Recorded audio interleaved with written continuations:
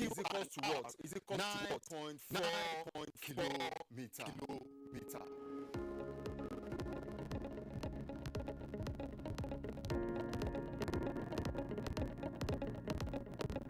Then the height to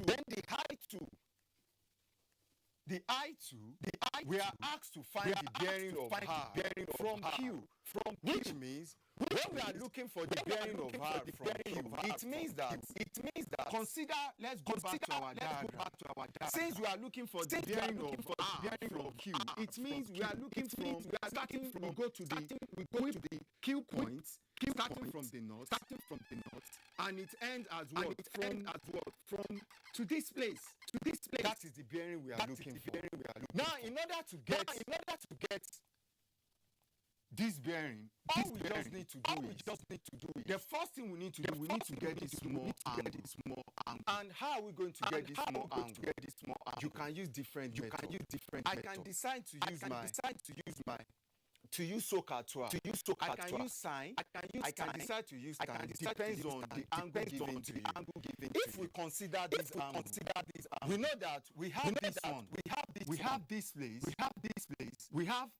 I can decide to take this one, all this angle to be equal to x theta. Now, if this is my x theta, then it means that I have this place. Remember from the question, we have PQ to be equal to what? 5 kilometer, and PR to be equal to what? 8 kilometer. Then we know our new distance, which is QR, is equal to what? 9.4340 kilometer. Now, all we just need to do, I can decide to make use of tan theta, or I can decide to make use of sine theta. So let's make use of tan theta. From our SOHCAHTOA, we know that tan theta is always equals to what? Opposite over hypotenuse. Then which means, since I've decided to represent my tan theta, my theta as what? X degree. So this is now going to be what? Tan x degree is equals to what? What is my opposite? The angle facing this line is always represent our opposite. So if this is my opposite, then this other one is going to be my adjacent. And the long line is going to be my what? Hypotenuse. So it's going to be what? Tan theta is what? Opposite over adjacent. Adjacent, not hypotenuse. Okay. So to get our bearing, all we just need to do is we need to find this theta.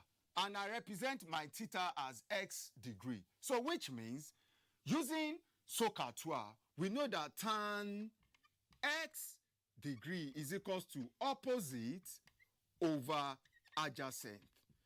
And which means my tan x degree is equals to what? What is my opposite? My opposite is equals to 8 over what is my adjacent? My adjacent is equals to 5. Then my tan x degree is equals to 8 divided by 5 is going to give me 1.6. But remember that we are looking for x and not tan x. So all I just need to do is my x degree, I will find the tan inverse of 1.6 so that we have tan inverse of 1.6.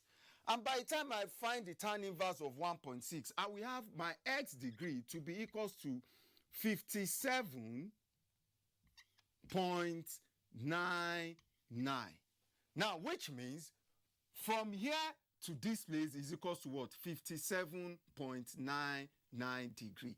But remember that we are looking for the bearing from this place to this place. So all I just need to do is I will subtract 30 degree from 57.9 to give me the remaining small angle. Then remember that if from here to this place is 180 degree, all I just need to do is, from here to this angle is 180 degree. All I just need to do is, I will subtract 180, I will subtract whatever I have from here, from 180 degree to get the remaining angle. What I'm saying in excess is, if from here to this place is 30 degree, from here to this place is 57.99 degree. It means that,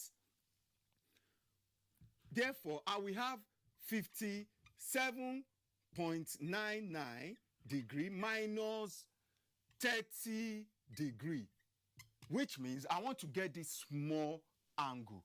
And when I subtract this from 57.99 degree, I will have what? 27.99 degree. Then, which means this my small angle is equals to 27.99 degree. But remember that we are looking for from this point to this point. All I just need to do is, since I know that from here to this last angle is 180 degree, then to get the remaining angle, I will just subtract my 27.99 degree from 180 degree, so that at the end I will have what? 180 degree minus 27.99 degree. And this will give me what? 180 degree minus 27.99 degree. This is supposed to give me 152.01 degree. Then, since we are asked to leave our answer in nearest degree, so this is now going to be equals to 152 degree. And that is the bearing of R from Q, which means from this place to this angle is going to give me 152 degree.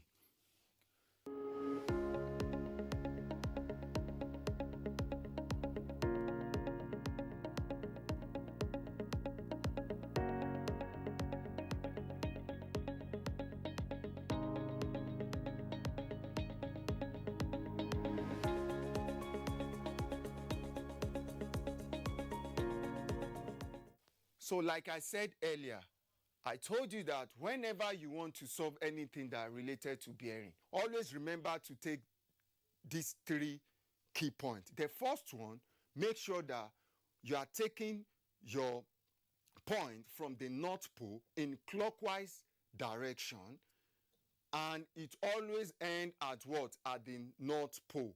You can never take it from anti-clockwise direction. Always remember that all angle getting from bearing or from the cardinal point is always equals to 360 degree. And any question that you want to solve under bearing, it always end up getting a diagram that related to triangles. And also, I said, try as much as possible to know more about sines and cosines rule, because there are some questions that it will involve using sine rules and cosine rules. You can subscribe to NTA series on YouTube to watch or download past episodes of revision classes on television. That's the much we can take on the program today. Do join us next time for another educating session.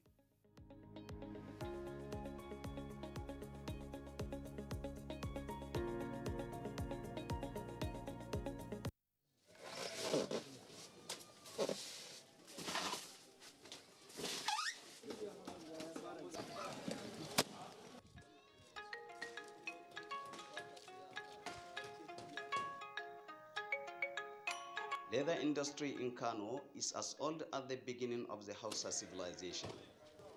Spanning over 1,000 of years, the industry supplied leather materials to the hinterland and also served as a major trade link between Kano and other parts of the world through transparent trade. It flourished for many years and served as an essential economic mainstay of the Hausa land. In Kano today, few tanneries struggle to operate at a capacity quite inadequate to feed the local leather industries, and this has no doubt stunted their growth not only in Kano but other parts of Nigeria. This is Majema local leather industry or traditional leather industry in Kofar Wambai area of the city of Kano. This place is believed to have existed for over 90 years. It is indeed a heaven for different categories of people, irrespective of their ages.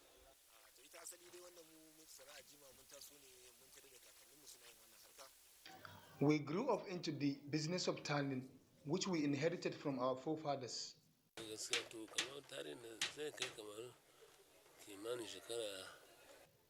I think this place is over 80 years. And for how long have you been into this trade? I've been into this trade for approximately 50 years. As you can see, all activities to do with leather processing is being carried out here.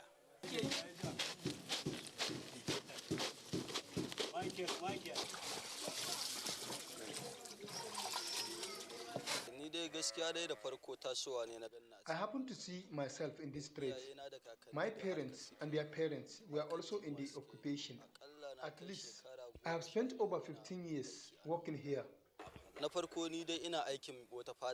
I tanned a specific leather called tundra, a skin of python, just like this one.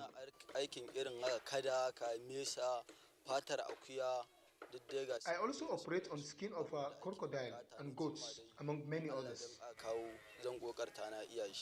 In spite of the serious decline in its operations and profitability across the value chain, some business people in Kano still see prospect in leather business and are determined to stay in it.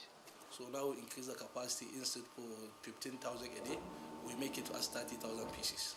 That's our capacity for right now. But we have the plan to increase more, to make it like 50 to 60,000 pieces a day. When we receive the raw skins, we are going to grade the skins by size. After that, we are going to trim. We want to make the skin to be shaped from the starting stage itself. From there, we will take the skin to the process so that the bacteria will put some chemicals to avoid the bacteria so that the skins will not spoil. One cannot overemphasize the value this industry adds to the economy, and it is worrisome that this once highly prosperous industry will be allowed to decay. Well, you can see how many people you employ here. Before, some people here is not more than 200 people are working in this place. Now we have more than 500 people, and we want to increase our capacity. We need more people again. For the leather industry to strive, government must invest substantially in the local content and re-emphasize on policies that encourage all players in the industry.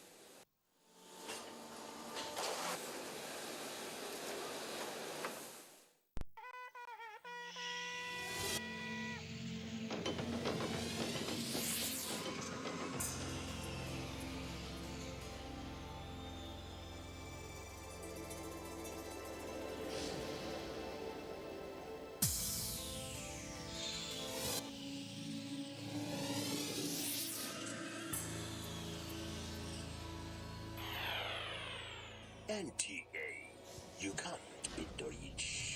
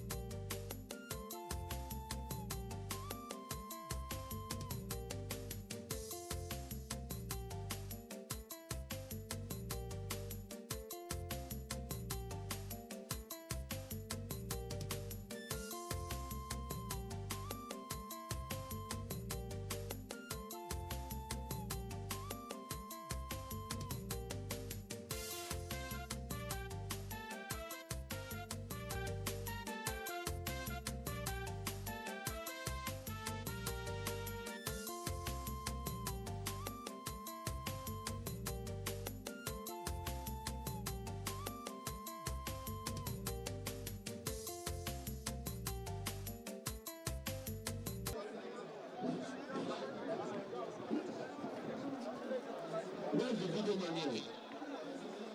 Cameraman.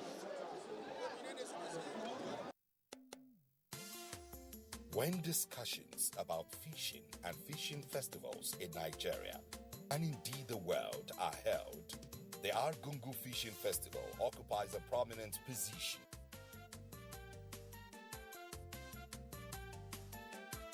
The festival is as old as the Kebbi Kingdom, which has been in existence since the 16th century. The Argungu Fishing and Cultural Festival, as was celebrated between the 16th century and 1934, was mainly to mark the end of the farming season. It had 4 public rituals observed during such a celebration, which also called for side attractions at the festival. They were the Ruwa, which refers to the basic rituals of purification of waters, which preceded the fishing day with a view to having a hitch-free fishing festival. The Fashion Ruwa, which signifies the opening of waters for fishing. The Gangari, which means the purification of town. And Chankabewa, meaning testing of the pumpkin's leaves. By 1934, the festival at Argungu had already assumed a fairly non-religious tone. The coming of Islam neutralized the Bori and Iskoki rites, which were so well associated with the festival. It was at that time that the cultural and fishing festival assumed the present dimension of celebration, which is of great significance to Kabawas and by implication Nigeria in general. Argungu Fishing Festival, as celebrated now, marks the formal end of hostilities between Kebbi Kingdom and the Caliphate of Sokoto. Kebbi and Sokoto were at war for over 100 years before the British came. And after the coming of the British in 1904, 1905, hostilities still remain between Kebbi and Sokoto because there was no formal ceasefire between the two leaders. They were forced into a suspension of conflicts because there is a bigger power now in charge. So raids between our two boundaries continued. And animosity and mistrust, continued. But in 1925, something happened. The Emir of Argungu at the time was going to Kano to attend Adoba in honor of Prince Alexander of the UK. And he stopped over at night in Dengi, where Sultan Hassan Damo Azu was at his head. He wasn't Sultan yet. But both two people were scholars of Islamic scripture, and they all knew about each other. So despite the fact that there is conflict between Kebbi and Sokoto, Sultan Hassan Damo Azu couldn't resist the urge to go and meet a fellow scholar, to exchange views about things, maybe about the scripture, whatever. It was that motivated him. But that fateful night, he decided to visit the Emir of Argungu at night. And we were told they stayed up all night until daybreak. And as God will have it, they said they prayed at the end of the day for Hassan Damo Azu to be Sultan one day. And so the Emir went on his journey, attended the Dover, and came back. Barely, somehow, the news got to the Sultan in Sokoto that there was a nocturnal meeting between a prince and the Emir of Argungu. And we don't know how it happened, but he ended in prison. Years later, the prince was brought out of prison, made Sultan, and the Sultan was banished. So they all felt it was the power of prayer. And the love and friendship, the bond they created between them. So that fateful night was so strong that Sultan couldn't resist coming to Argungu. And coming to Argungu by a Sultan in the past has always been as a head of an army, Wanka Argungu. But in 1934, when Hassan Damo Azu came, it was to start a friendship, to start a process of reconciliation between Kebbi and Sokoto, and it was monumental.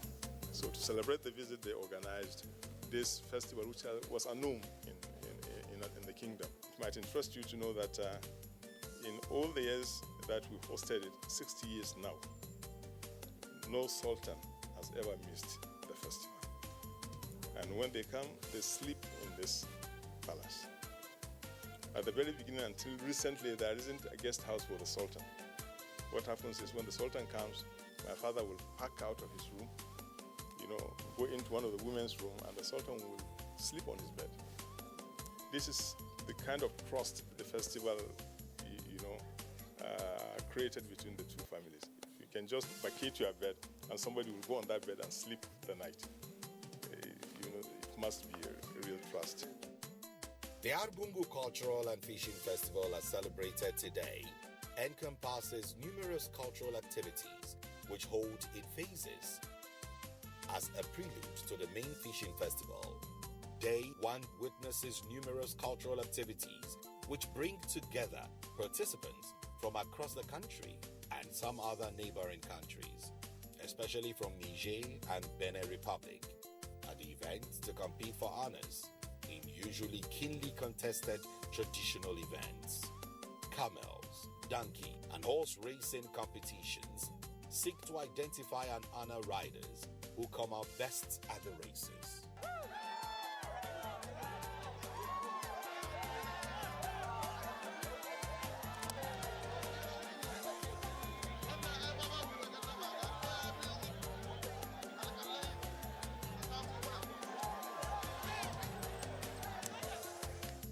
Also, part of activities of this day is a display of expertise in the use of catapult and archery. While catapulting competition has 3 lined-up gourds as targets to be hit, archery has a board where a shooter who hits the innermost colored circle scores higher points, also depending on the number of hits by a competitor.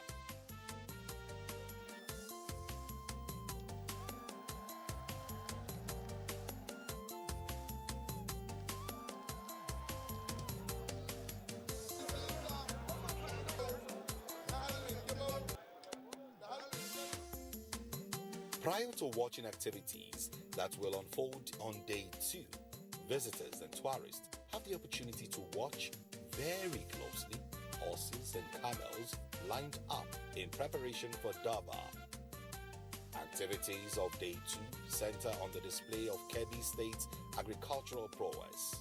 I must tell you that this festival is more than just a cultural and fishing festival because it has a very promising future for Nigeria. As you can see behind me is a rice pyramid, which is a testimony that Nigeria is getting set for food sufficiency, and Kebbi State in particular will be at the driving seat. This day features agricultural processions, where agricultural products usually produced in Kebbi States are displayed colorfully.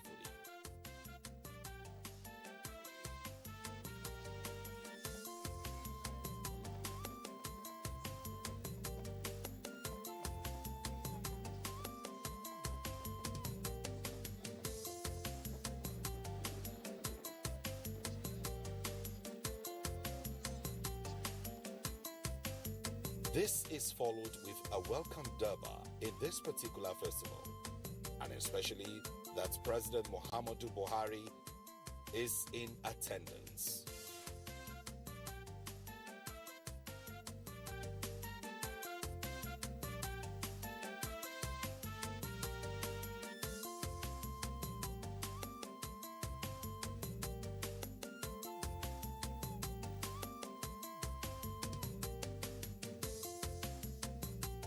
Mr. President did not hide his joy at the success of Kebbi State as the Argungu Fishing Festival returns.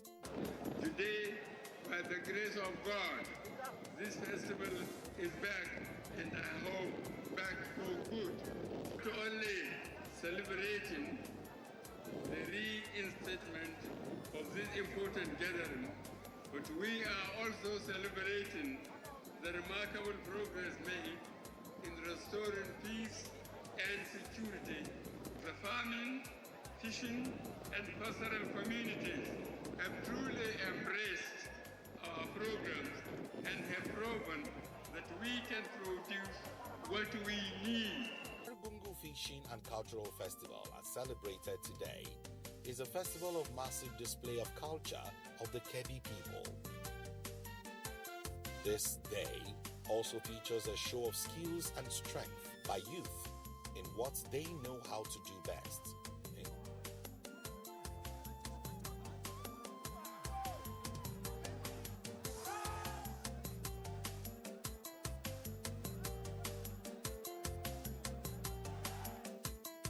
Day 3 of the event is a day when Kapanchi is on display.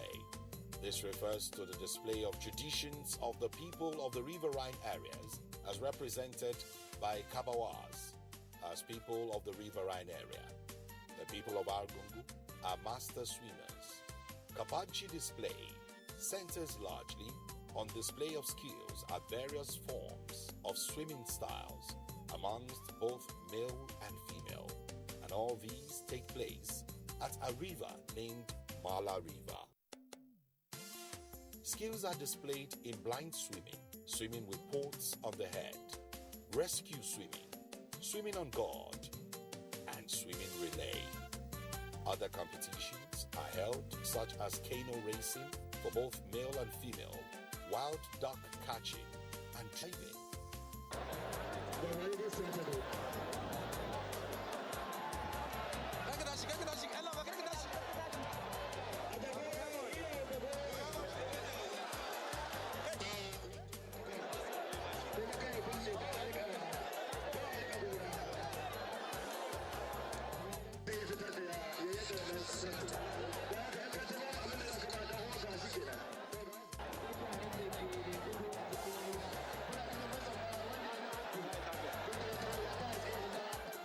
The day witnesses yet another Durbar procession, usual of the Fishing and Cultural Festival. The night is kept alive with cultural performances by groups from different parts of the country.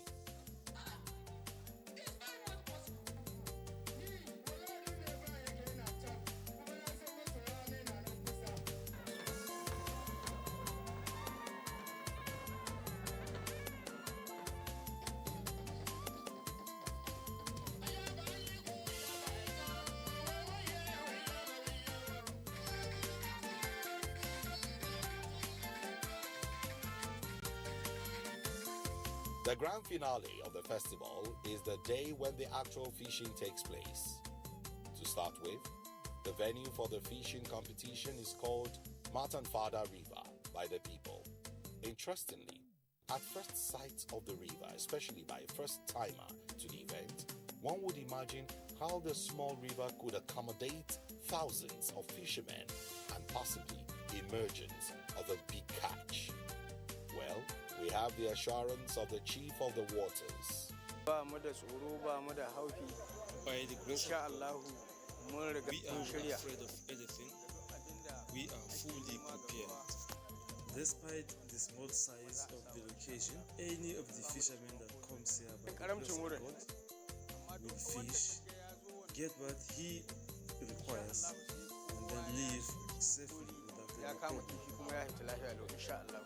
Fishermen in their thousands assemble at a distance of a few kilometers away from Matanfada, and once instructed, they run from their assembly points to the river.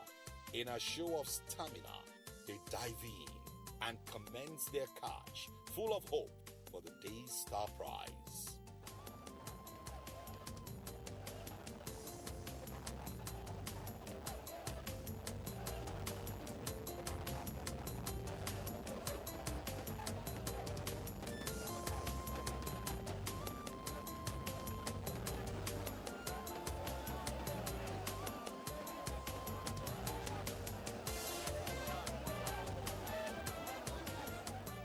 With this mass number, Argungu Cultural and Fishing Festival indeed satisfies its purpose of unification. First of all, I could see unity because it has brought the entire people of this country together. And if there is such festival that can bring people together, it will promote unity, peace, and coexistence. Therefore, this is the kind of festival that the federal government should promote because it brings peace in the country. I am here, want to see that consolidate the unity of this country. I coming from far Niger Delta down here, showing that the leadership are together, so our followers, they may have to forcefully have to drop down their tension or emotions or anger and see how to unite this great country. Surely, not everyone will be among those who will make catches as big as to earn star prizes. So, the Argungu Fishing Festival is also an avenue to earn some good income by those unable to make the biggest catches.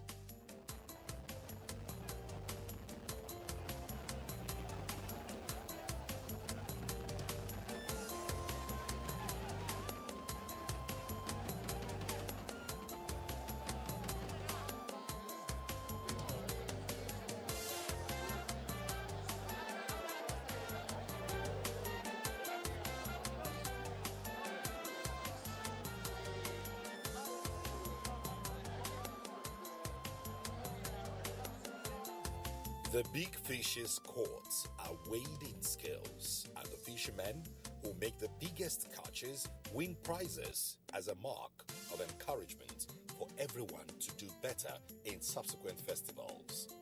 And the joy that accompanies such moments are always memorable.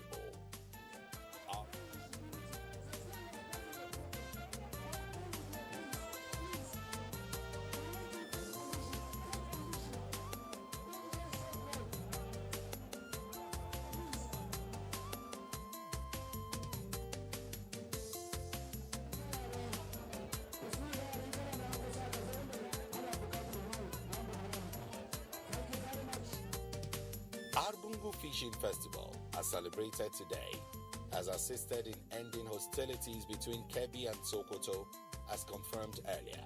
Hence, the Nigerian government also benefited from this same move for unity and peaceful coexistence through the festival. In 1970, the federal government of Nigeria decides to fund the festival with £10,000. And our brothers from eastern Nigeria were invited. Fishermen from all riverine states of were invited. And they came, they organized, they set up a camp in the fishing village. That gave birth to the fishing village, actually. And they participated in all the events, all the riverine events.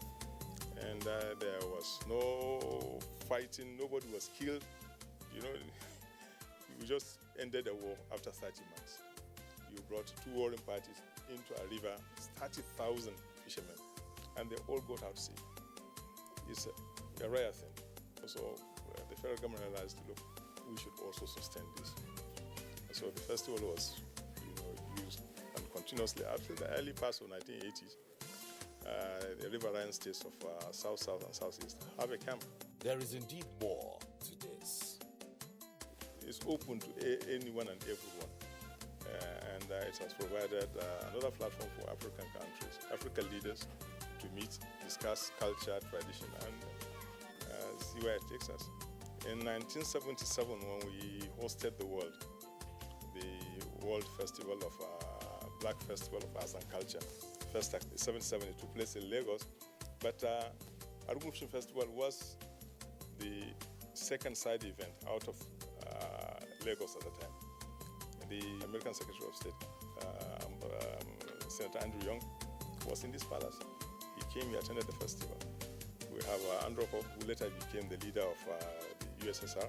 He was in this palace. He came to witness the festival. I don't know of a single nation that wasn't at one time or another at this festival. All their ambassadors, all of them, all nations that had embassies in Nigeria, their ambassadors were in this palace. They witnessed the festival.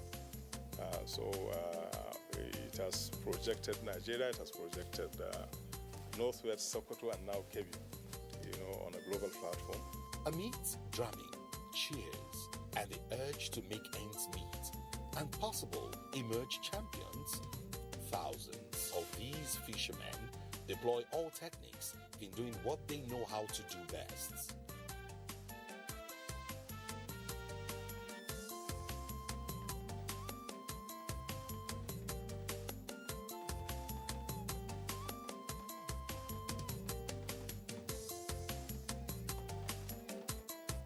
The name Argungu Fishing and Cultural Festival is not only a name for the originating environment of the festival, because there is more to that. The festival is today getting more modernized without undermining the core traditions of the people, as more events are incorporated into the event, as demonstrated in the incorporation of motor racing, which began ahead of the main fishing festival, starting from Abuja and arriving in Kebbi on the day of Kabanchi display. So we will continue to expand this festival to meet up with the developments and the needs of time, because time is changing. The youth, as you might have seen from a long time ago, things like motor rally and other things were added, cycling and what have you, and of recent quiz competition for the youth. So we are trying to bring up things that will go with the time, so as to make the festival very relevant and up to date in meeting up with the need of the time. A grand polo tournament also featured in the just concluded Argungu Fishing and Cultural Festival. Undoubtedly, tourism is key as an income earner for countries of the world, and the arms of Nigeria are open to accommodate tourists. Argungu Fishing and Cultural Festival is indeed a true reflection of massive display of culture of tourism standard. Argungu Fishing and Cultural Festival stamps in the heart of all who witness it joyful moments that are always fondly remembered. Make it a date to attend the next Argungu Fishing and Cultural Festival and widen your horizon in cultural experience.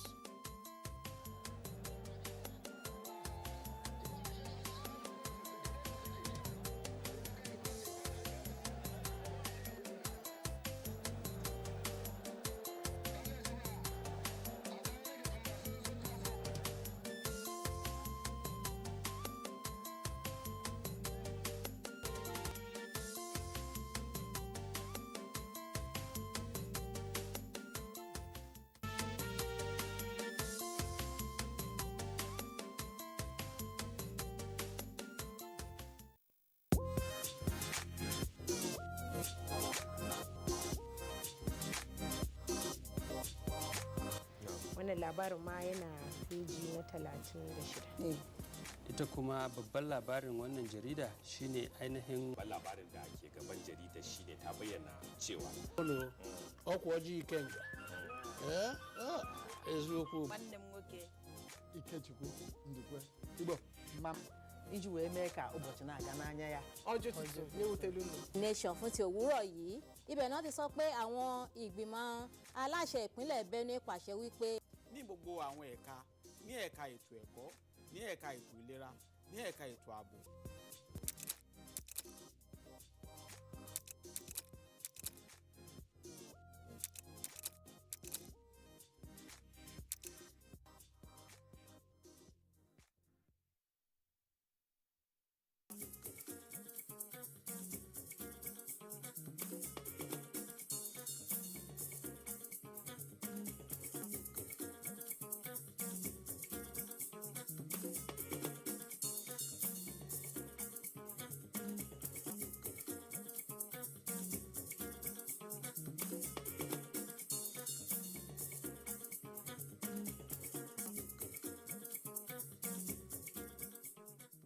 In recent times, Ofada rice has gained popularity in Nigeria and beyond. It is now widely cultivated while attracting other key service areas in the farming industry. What is the state of Ofada rice in Ogun State today? Please come along with me. Or further rice cultivation has been part of our agriculture in Ogun State since time immemorial. Grown in subsistence, it was scarce. Nevertheless, due to concerted efforts by farmers in recent times, it became readily available in the market. Government involvement at every stage of production has also taken the crop to industrial level. Some people gave their opinions on the state of further rice production in Ogun State today. But when you have young people who are ready to produce, and when you have industries who have established mill without farm, that we are talking about industrialization, industrial opportunity. So a good number of off-takers are cleaned up to purchase of other rice paddy from Ogun farmers. And people, we also keen into agricultural opportunity, direct investment, foreign, local, and national investment in agriculture. And some of these people, they're actually into establishing a rice mill. Some of them want to fill their mill with ofada rice. We also have a project we are doing, IFAD, federal government project, and they're also supporting young people into growing ofada rice. So we're growing rice in 8 local government areas in Ogun State. Because our farmers have not been adopting good agronomic practices, that has denied them the reward of having higher yields on their father farm. Good agronomic practices are deployed. Our father rice can also yield as much as 3 to 4 tons in an upland area, and more than that in lowland area. We have different ofada that people are doing from different states. The real ofada is from Ogun State, and we have it, and we are bold enough to tell you we have ofada gold. We have 2 types of ofada. There is ofada white ofada and gold ofada. This one we planted is all gold, ofada gold. When you even, people that have diabetes, they even rush. Doctor used to tell them that they should go for ofada instead of those white one. Perhaps with more efforts in ofada rice production, the Gateway State has a future among states contributing to Nigeria's foreign exchange earnings in the world of agriculture.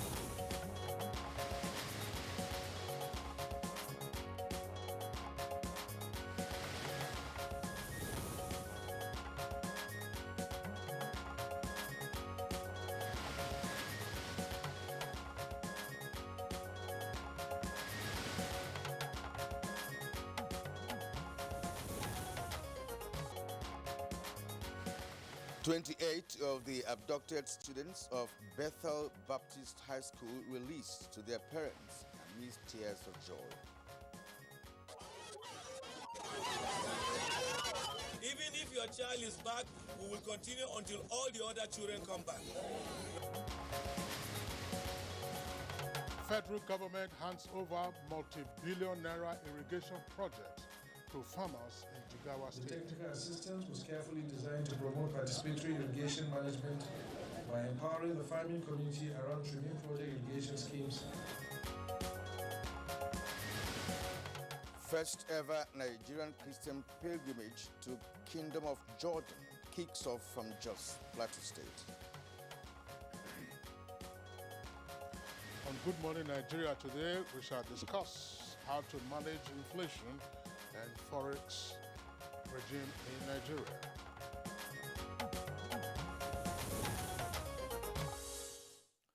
Well, there is a proverb that says you don't have to tell a blind man that the rain is falling. And another, which also says that the rain does not fall on one roof alone. Extrapolating from that, there's hardly any citizen in the country today who is not affected by the growing inflation rate in the country. In fact, the astronomical dimension of food inflation in Nigeria today is so alarming that it has not escaped the notice of President Muhammadu Buhari, who, in his Eid al-Kabir message last week, decried the rising cost of foodstuffs, including rams, the livestock usually used for such festivity. Reflecting on the current challenges facing the country, President Buhari particularly blamed middlemen whom he said are taking advantage of the local rice production to exploit fellow Nigerians, thereby undermining government's goal of supporting local food production at affordable prices. But beyond blaming middlemen, the reality in the market today is that the average price for a kilogram of beef is about 2,200 naira, while a crate of eggs is now 1,600 naira. And when you ask traders in the market what is responsible for the astronomical rise in the price of foodstuff and other commodities, some of them will reply in vernacular, saying, "Oga, you did this country so, things don't cost to..." Well, although the National Bureau of Statistics reported a drop in inflation rate to 17.75% for the month of June, it does appear to reflect. Reflect yet, in prices of commodities. Kingsley, you recall that in March, the inflation rate rose to 18.17% from 17.33%. That was recorded in February. That's right. Well, as you indicated, these numbers that are coming down have not been reflected just yet in the prices of food items, and indeed the cost of several other commodities or other purchases that people also need to make, whether it's in the construction industry, whether it's for educational materials and all that. But a major concern in the country today is the free fall, as it were, of the naira against other currencies in the foreign exchange market. As we speak, the official dollar exchange rate hovers between 410 naira and 420 naira to the US dollar, while on the parallel market it is not less than 500 naira, and in some cases 505 naira to $1. Now, experts argue that the high foreign exchange rate also takes a toll on the prices of commodities in the market. Now, considering the range of commodities that are dependent on foreign exchange, one can only imagine the inflationary effect on the economy. So what drives inflation in Nigeria? And why is the naira experiencing a free fall in the foreign market? Well, those are very pertinent questions you have raised there, Kirian, and unlike the law of gravity in physics, whatever goes up in Nigeria, particularly with regard to inflation, hardly ever comes down. So when are we going to get the antithesis with regard to inflation coming down? Other measures economic managers and political leaders putting in place to address inflation in the country, and more particularly also the exchange rate. As we speak, of course, Kirian, you know that there's tremendous pressure for virtually everyone. And that's a question that has been going around. Why is the naira exchanging, say on the parallel market or even on the official window, at 400 and something naira to $1 US? Just why? Yeah, that's a pertinent question. Kingsley, we are yet to become a manufacturing country.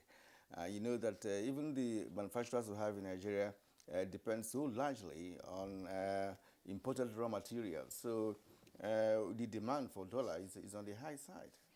Well, Kira, that's a good point, no question about that. But we have always heard the same argument about the past 30 years or more.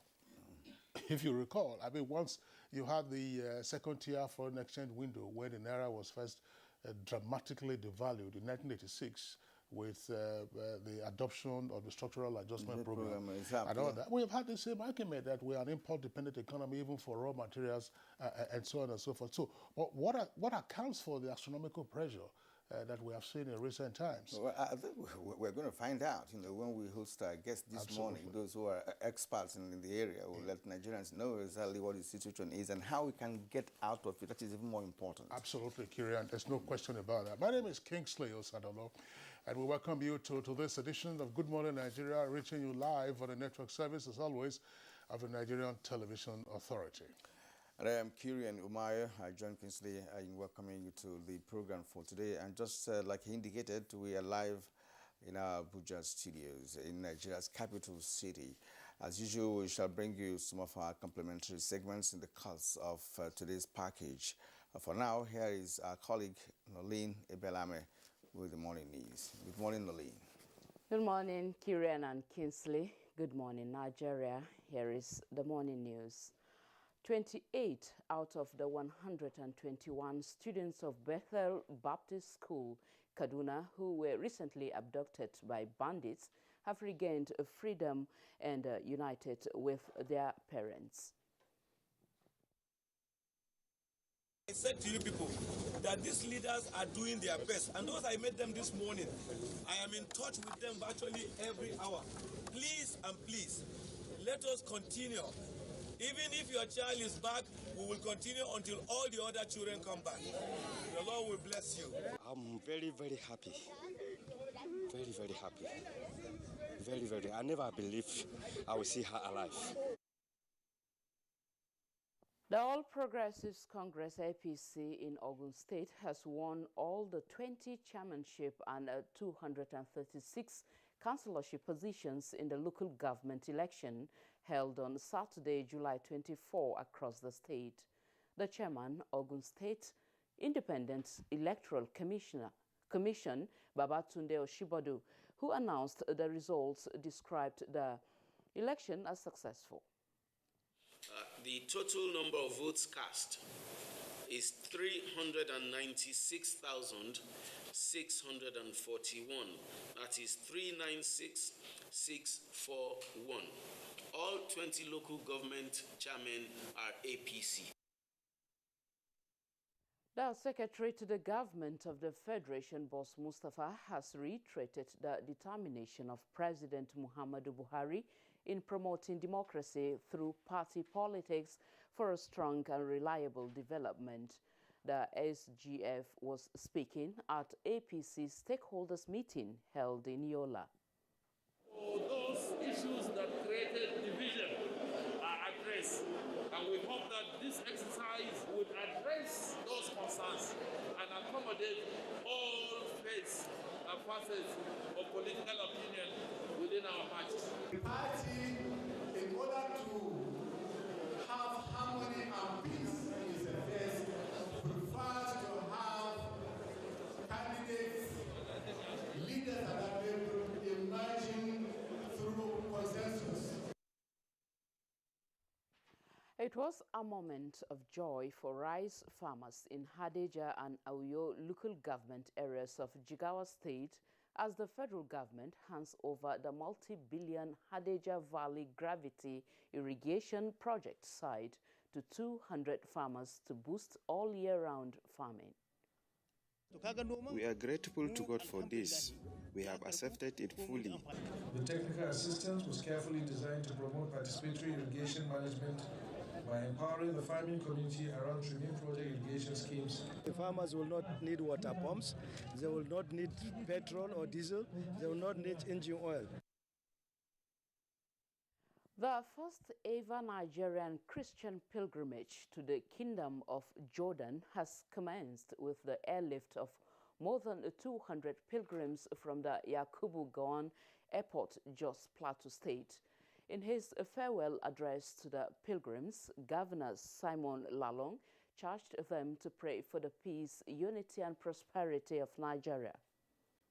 That Israel will open its door for the 2021 pilgrimage starting from November to December this year, 2021. You should see this as an opportunity to develop yourself spiritually and grow closer to God.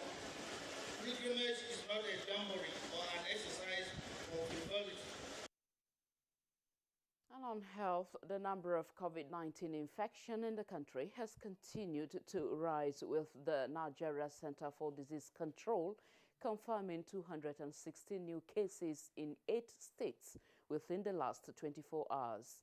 Lagos State tops the daily statistics with 108 new cases, while Akwa Ibom follows with 96 new cases.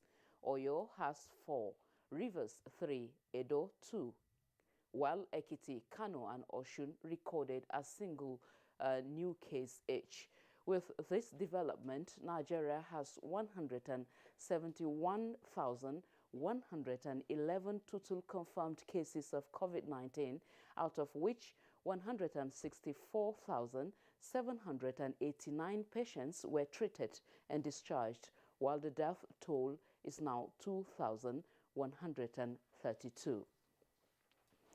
That's the news for now. The program continues with Kirian and Kinsley after this break. I am Nolin Ebelame. Good morning.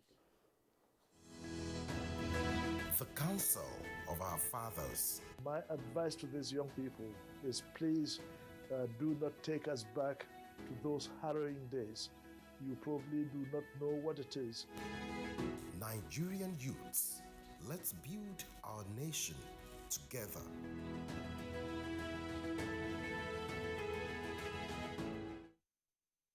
The broadcast media ecosystem is dynamic and requires continuous training for practitioners to perform optimally. NTA TV College Jos invites relevant officers to the following specially packaged training programs. Basic Directing Techniques, date 2nd August to 27th August 2021, 4 weeks. New Technologies, Optical Fiber, IP Technologies, Automation Storage Management and Wireless Technology, date 9th August to 13th August 2021, 1 week.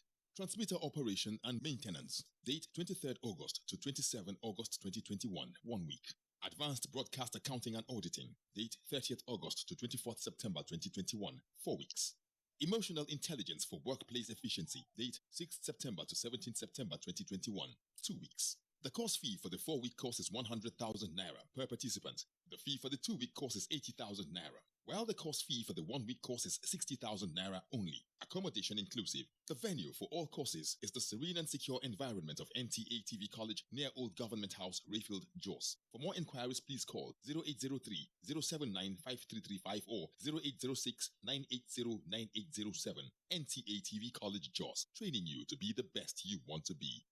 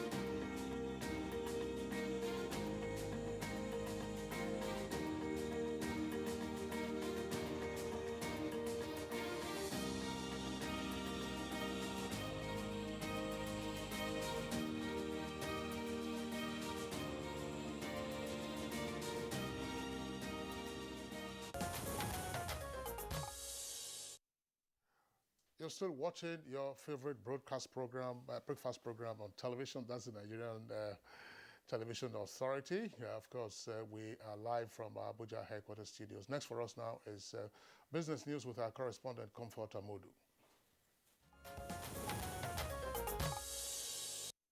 The business climate across the globe may appear shaky due to the coronavirus pandemic, but the Central Bank of Nigeria has affirmed the safety and resilience of deposit money banks in Nigeria ahead of the July 26th Monetary Policy Committee meeting.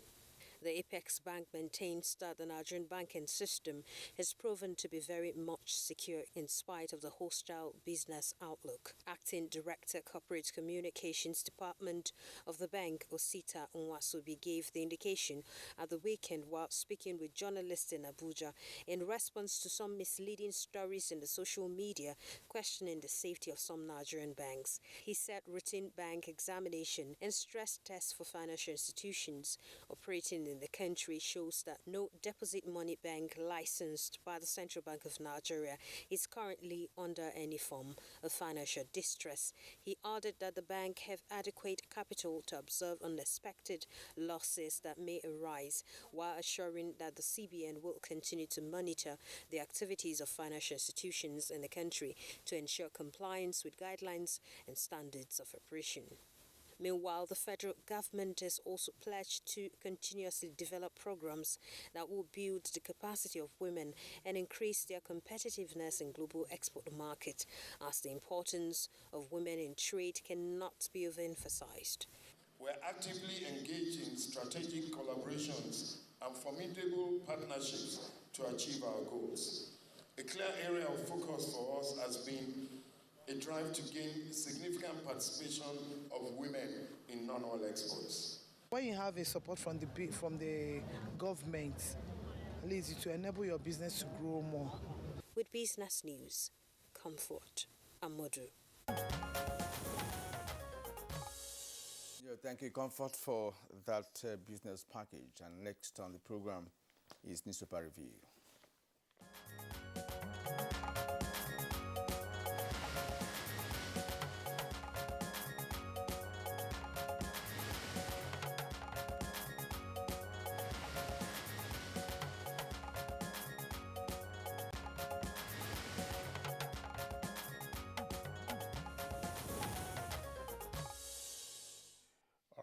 Newspaper Review by Atebe is not available today, so my colleague and I will take the papers in turn, and then, of course, take a look at the editorial if we have enough time.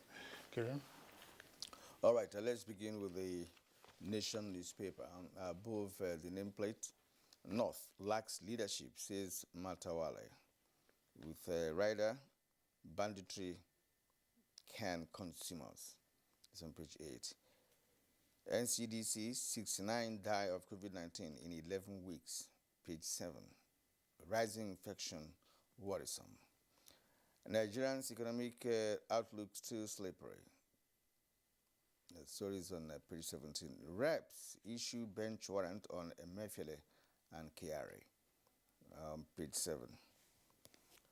The lead story, below the nameplate, lead story, the federal government demands nothing short of Igboho's extradition. With a rider, Nigeria ready for diplomatic showdown if Benin Republic declines. And our position is that Benin Republic stands to lose a lot if Igboho is not extradited to Nigeria. That story is on page 8. Now, the photo story is that of some of the freed pupils of the Bethel Baptist High School, Kaduna, being reunited with their parents yesterday. Of course, 28 freed Kaduna pupils reunite with parents. The story is on page 6. Resumed Kanu trial raises anxiety in Abuja. That story is on page 6 of the Nation newspaper. All right, Kisley. Okay, we also take a look at the Daily Trust newspaper. Daily Trust, immediately below the nameplate, has a front page comment. That's actually the editorial for the newspaper. It starts on the front page and continues on page 16. They are terrorists, not bandits.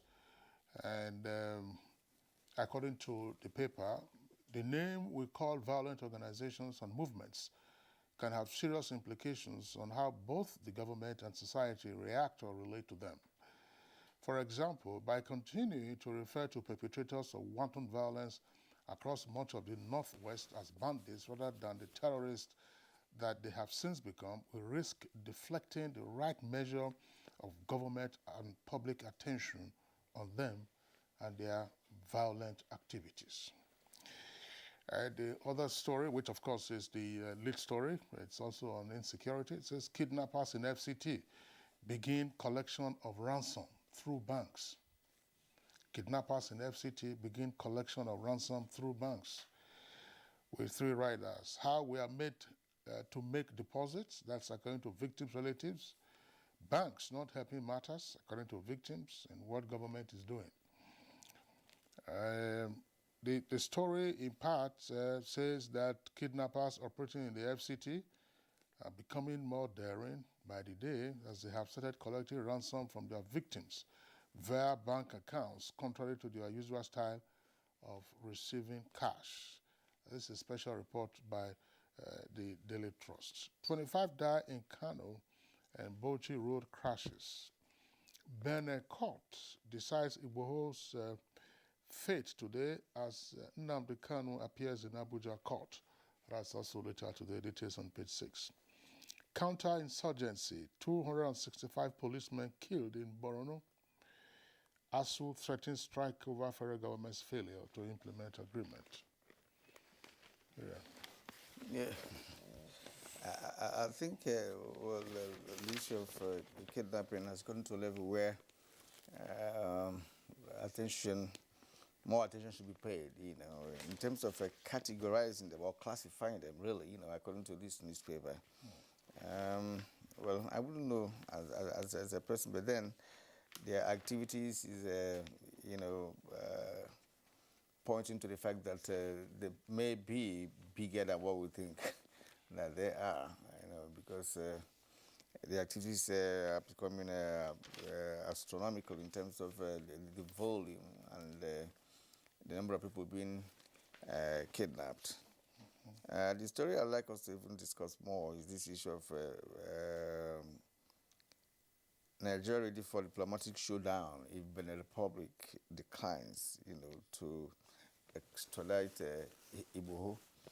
I think from what I learned, the Benin government is saying that Igboho already has committed an offense in their country and should be tried. No, well, there are 2 issues there. One is the allegation that Igboho was arrested while he was in possession of a Beninois international passport, which, according to the charge, he illegally obtained. That's one. Of course, the second one is what the Nigerian government is seeking, that is to say, to extradite Igboho. That one, of course, involves international law. The one of being in possession of the passport of another country and doing so unlawfully, that's, of course, is municipal law. But it's all wrapped up in politics, and we'll just my attitude will be, let's wait and see how matters unfold. One thing that is clear is that our judicial system isn't that similar to that of Benin Republic. Exactly. So we would, of course, I hope that the media organizations that are interested in the story already have their reporters out there to cover the proceedings, and of course have a clear understanding of what is at issue and how the proceedings are going. I don't imagine that it's a summary trial. That's to say, look, guilty or not guilty, and then the next thing, if you say you are guilty, you are sentenced and they're deprived. Of course, there are, as I said, there are all kinds of matters that are tied up with. Even the municipal angle that I mentioned, that is to say, Igboho being allegedly found in possession of a Benin Republic passport and unlawfully so, it's also linked to international law. Because, if assuming, it truly was, because there's another story that says that, he had both a German passport and also a Nigerian passport. If his rationale for being in possession of 3 passports at the same time is to say, look, he was seeking asylum, then of course you have the perspective to that. That can also be a defense to say you are fleeing. I think that so those are the issues that they will be taking a look at. Yes. And if convicted, as we also read, that he risks 21 years imprisonment according to the Beninoa law. I mean, if that comes after today's hearing of the case in Benin Republic. Another issue here is the issue of COVID-19.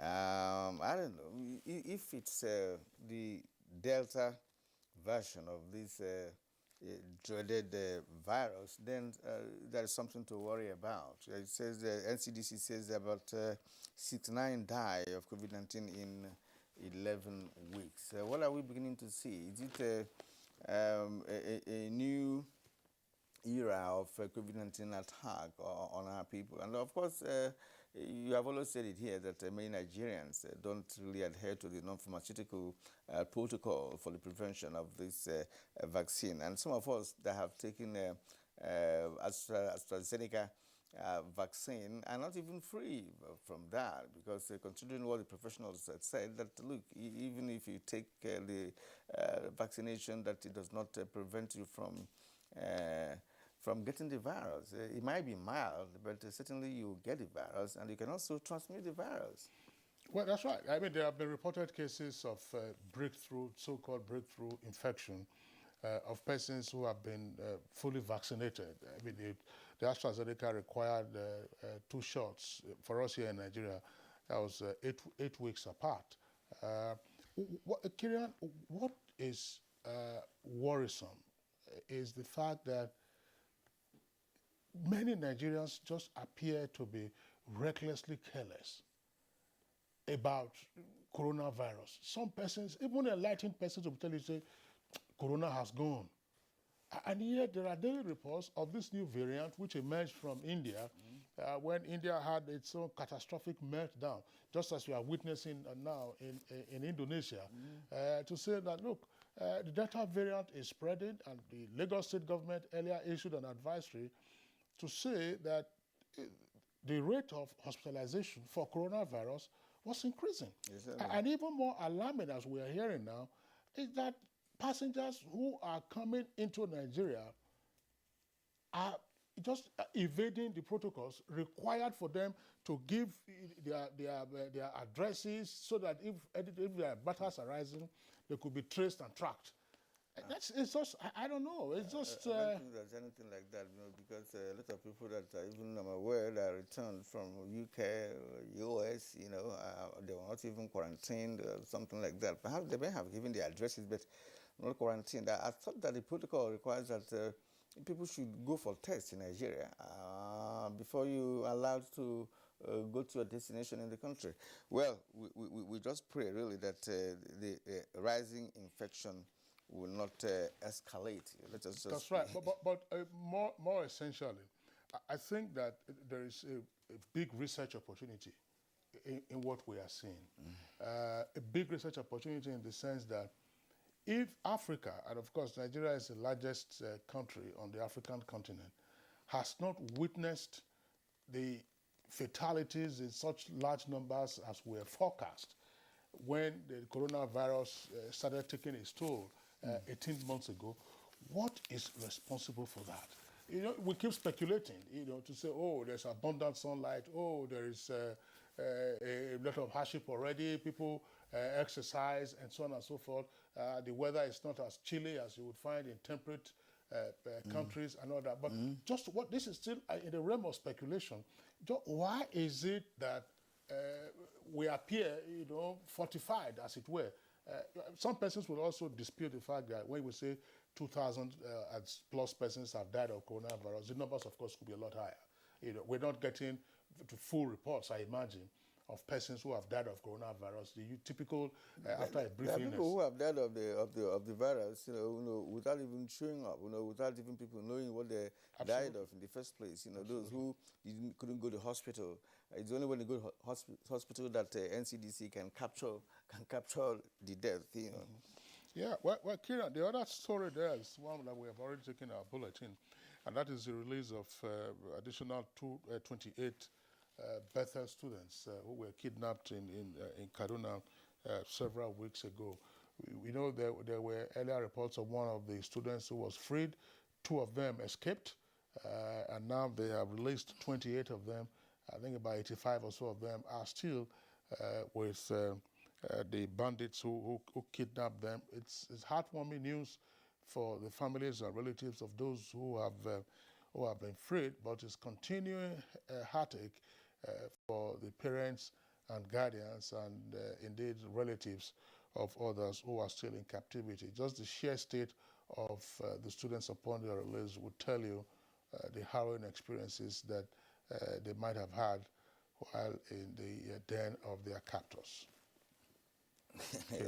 Well, Kingsley, looking at these children, you appreciate the fact that they were simply in another world, while living with their captors. Because you look at children, some below 10, or about 10, 12, 13, these are kids, and they're living in the bush, with some persons they have never met in their life, would be very, very devastating. Well, it's good to hear that 28 of them have been released. We hope that the rest will be released in due course.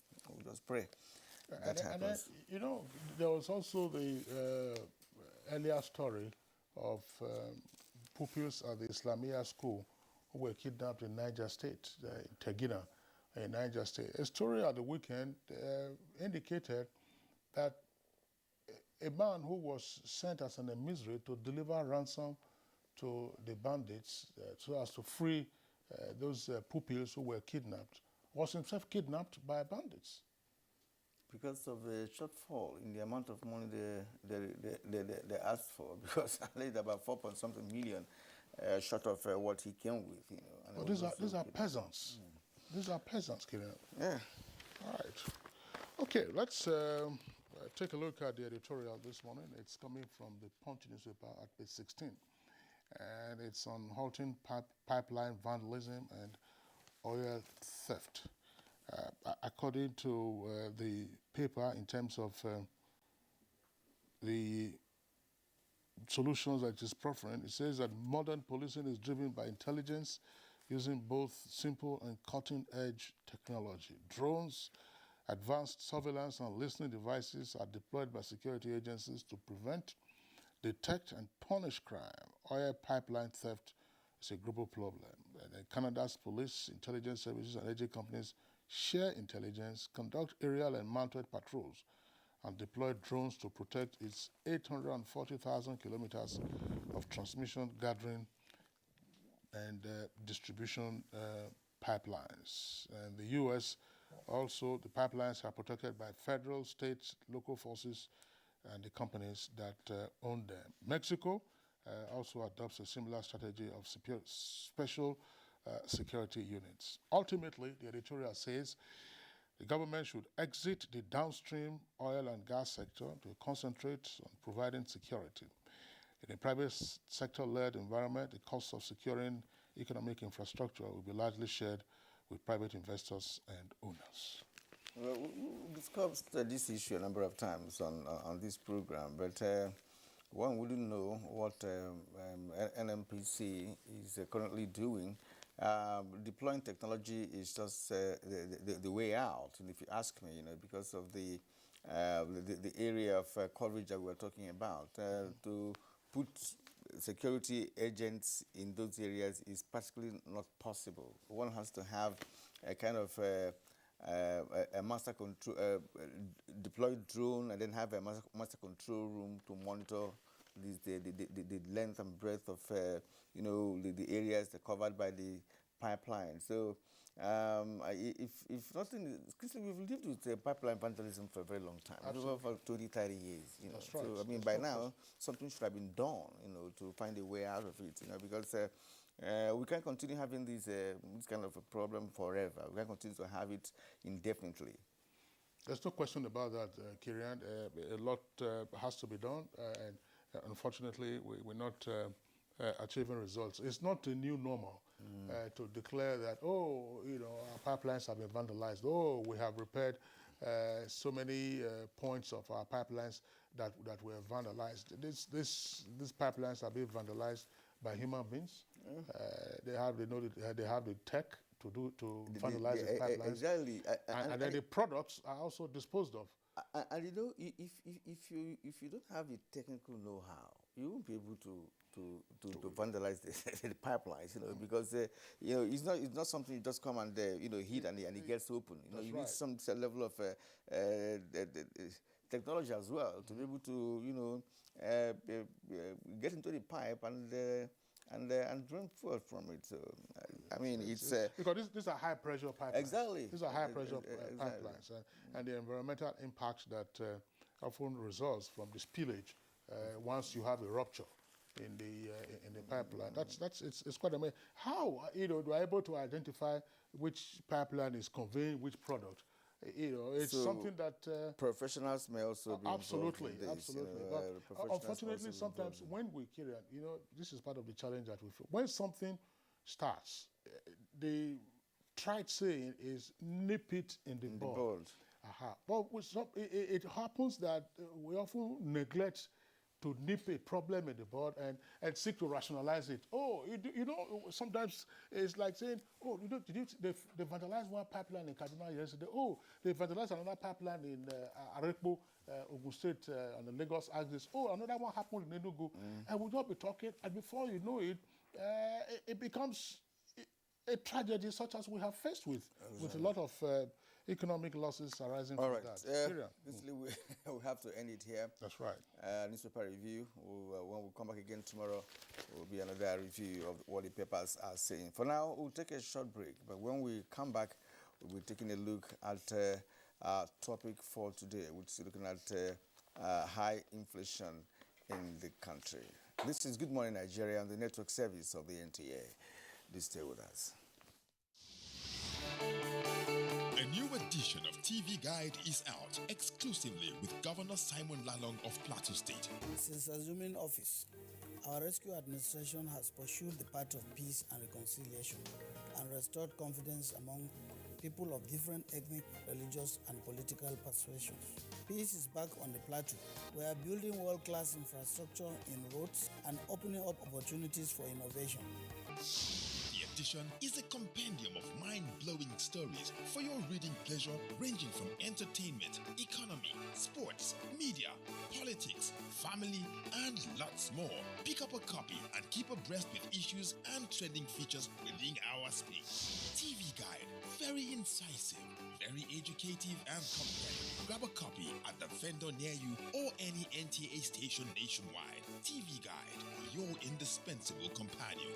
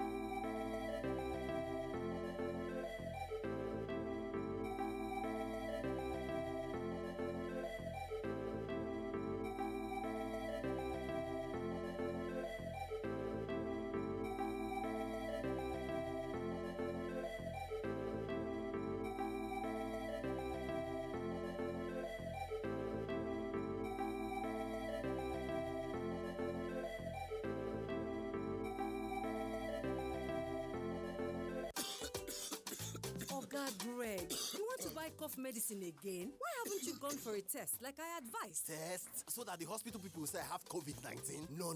How about Greg? Not all coughs mean you have COVID-19. COVID-19 cough and symptoms are different from other illnesses like tuberculosis. Solomon, why don't you ever stay at your post? Why? This your cough. You need to check Amo. When I had a bad cough, Madam told me to go for tuberculosis test. After the cough syrups didn't work, he discovered I had tuberculosis. After the free test, I was even treated for free. Now I'm fine. Solomon is right. Oga Greg, check Amo. Make you dey sure. Because who no go, no go no. Check that cough for tuberculosis. Check Amo, make you dey sure. If your cough is more than 2 weeks, it could be tuberculosis. TB test and TB treatment are free. Just call the National TB Hotline on 3340 for information on where to get the test. This message is brought to you by the Federal Ministry of Health with support from the American people. Nigerian youths are about the greatest asset the country has at the moment. It is therefore not surprising that the administration of President Muhammadu Buhari is strategically responding to the yearnings of the youth through multiple projects and programs. Youth entrepreneurship support, yes, by Bank of Industry, the Youth Investment Fund by the CBN, and several other conditional cash transfer programs. Recruitment of 774,000 social workers, majority of whom are youth, and so many other projects that are beneficial to youths directly or indirectly. If the administration can do all this, definitely with a degree of patience and time, it can achieve more. Nigerian youths must come together to say no to terrorism, no to vandalism, and no to all disruptive tendencies. Hashtag Youth for Greater Nigeria. Pacifying the youths, unifying the nation. You're still watching Good Morning Nigeria on the network service of the Nigerian Television Authority. Now, as a prompt for our conversation this morning, which is on managing inflation and the foreign exchange rate regime, let's listen to this backgrounder by Abdul Salam Jibril.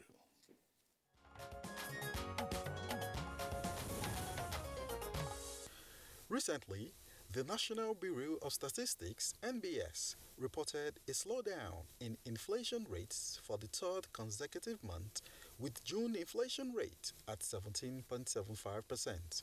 It was a continuation of the slowdown in inflation which began in April 2021. Recall that in March, the inflation rate rose to 18.17% from 17.33% that was recorded in February. While inflation eased slightly for the second straight month to 17.9% in May, it remains at near 4-year highs, with food price growth at more than 20%. The World Bank, in its latest Nigeria Development Update report, projects economic growth of 1.8% this year, compared with a previous estimate of 1.2%. However, it has warned that without deep reforms, the economy will continue to grow slower than the pace of population expansion of about 2.6% a year. Some policymakers have attributed the current surge in inflation to output shocks and supply chain disruptions, especially due to insecurity. Also of concern is the current official dollar exchange rate from the Central Bank of Nigeria, CBN, which is put at 409.64 naira, while in the parallel market it is undulating between 500 to 505 naira to a dollar. With rising inflation and increasing pressure in the forex market, these policy experts say the CBN may be forced to change its current monetary policy stance to rein in inflation and stabilize exchange rates. They also maintain that this action may be accompanied by another upward adjustment in exchange rate. In other words, naira devaluation in pursuit of rates unification. The 2021 budget projects inflation rate to drop to 11.95% by December. How feasible is this, taking into account the major drivers contributing to inflationary surge? Some other experts argue that given the continuous rise in the inflation rate, government may have to further raise domestic interest rates. Is this the way to go? Guests on the program will speak to these issues shortly.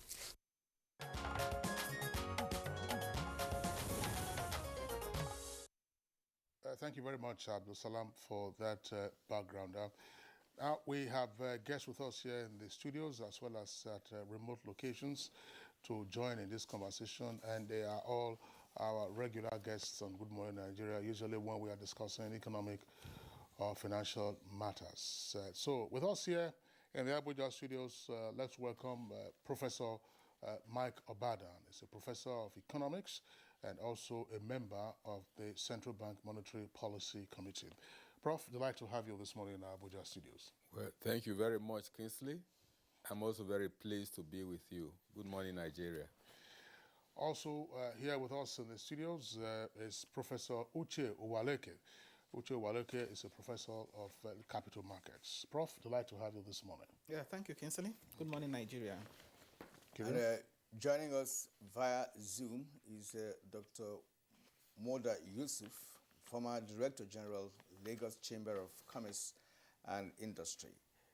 You're welcome to the program, sir. Good morning. Good morning to you, and good morning, Nigeria.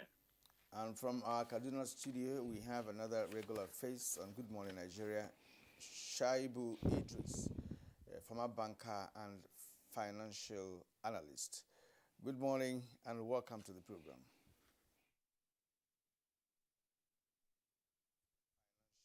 Financial analyst. Good morning and welcome. Kinsley and fellow discussant, good morning and good morning, viewers. All right, gentlemen, once again, I'd like to have you join us this morning. Some persons will say that our topic for discussion, of course, is double-headed. That's to say, on the one hand, we're seeking to discuss inflation. On the other hand, we're also seeking to discuss the foreign exchange rate. But some, of course, will argue that these are two topics that are interlinked. And beginning, of course, with Professor Mike Obadan here in our studios, the numbers coming from the NBS, that's the National Bureau of Statistics, would tend to indicate that we're having marginal decreases, as it were, in the rate of inflation. But out there, the lived experience is that the prices continue to climb. And associated with that, of course, is what we now see, that the Naira on the parallel market is exchanging at well over 500 Naira to the US dollar. How do we explain all of what is happening?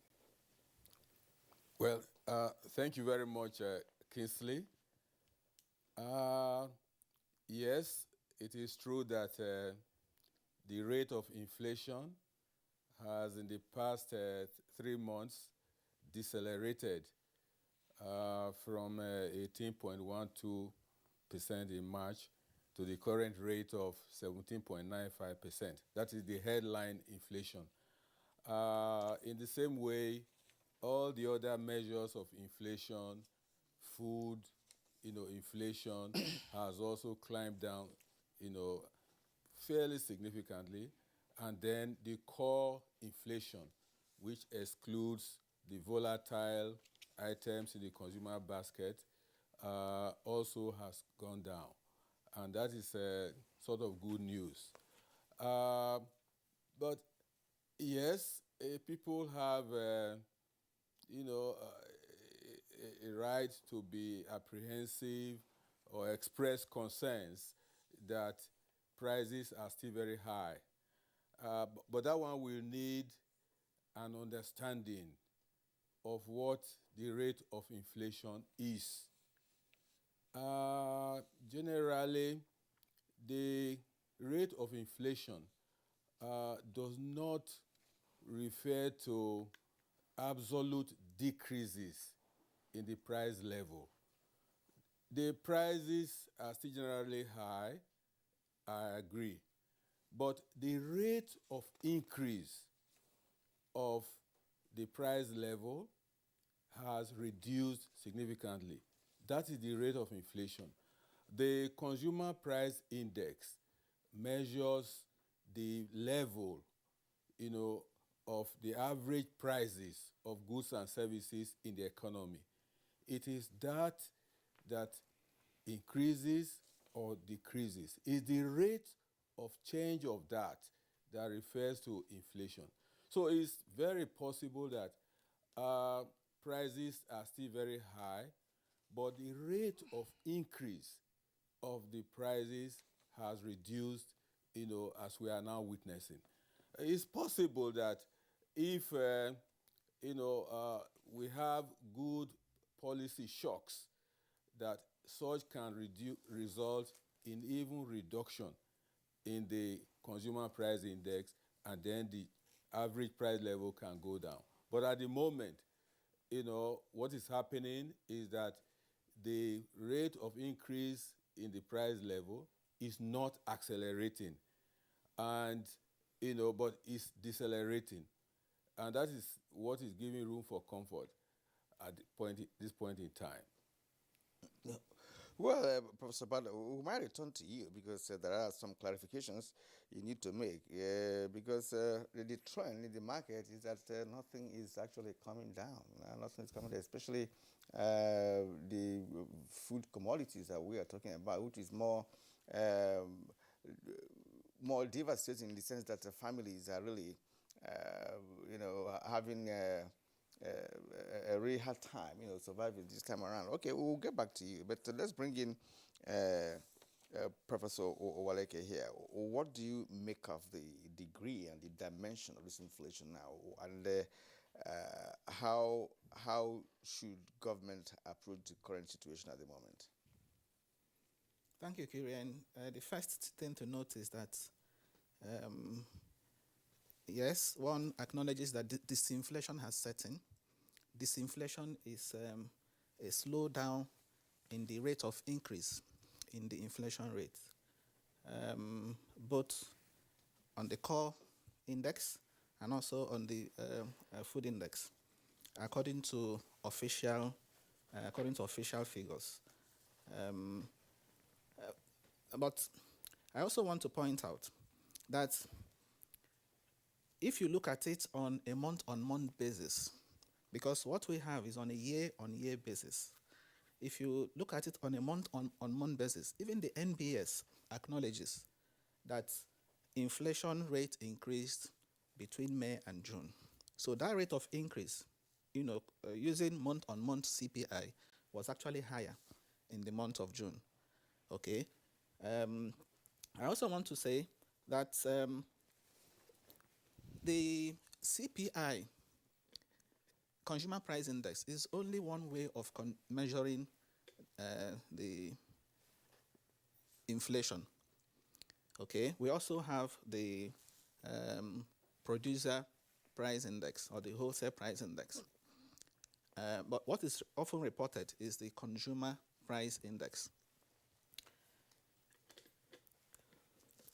We need to have an explanation, with regard to why there is often a divergence between what the official numbers say and what we also get from independent research outfits.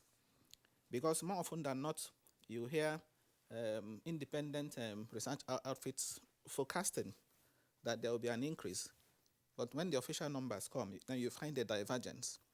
So it may have to do with, in my view, with the methodology for computing this rate of change. That methodology speaks to coverage.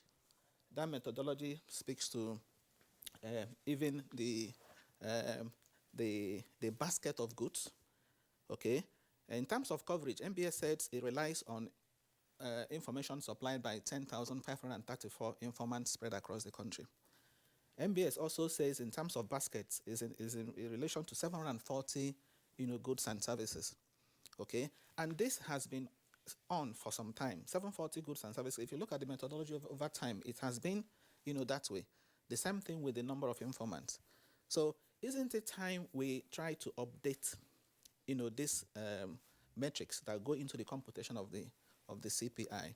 Because as I said, that will tend to explain the divergence we often get between government numbers and independent forecasts. But I also want to advise here that it's also important for independent or non-state actors, as it were, to also give us, supply us some data with regard to inflation, aside from what we get from the official figures, as we have in other climes, as we have in the US, for example, where you have the Bureau for Labor Statistics, providing CPI, and you have other bodies too, also providing insights into what the inflation rate, is. All right, Professor Uche Owaleke, thank you very much. Let's bring in now Dr. Muda Yusuf, who is with us via Zoom on this conversation, former Director General of the Lagos Chamber of Commerce and Industry. Dr. Muda Yusuf, what is it that we are witnessing today in the economy? Thank you very much. The situation with respect to inflation is a very, very worrisome situation.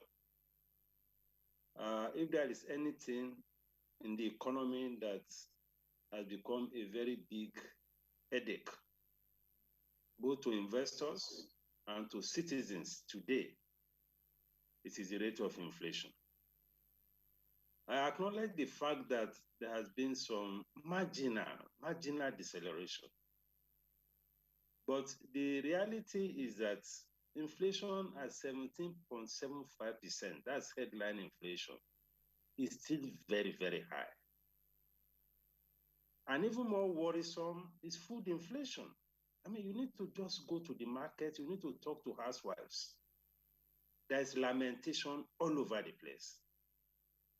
And this is something of great concern. Food inflation at 21.83% is still extremely high. And when we talk about poverty, this is one major accelerator of poverty. And it's not abating. Now, for those in business, first, costs are going up. Cost of inputs, cost of production, all of these things are going up as a result of the inflationary pressure.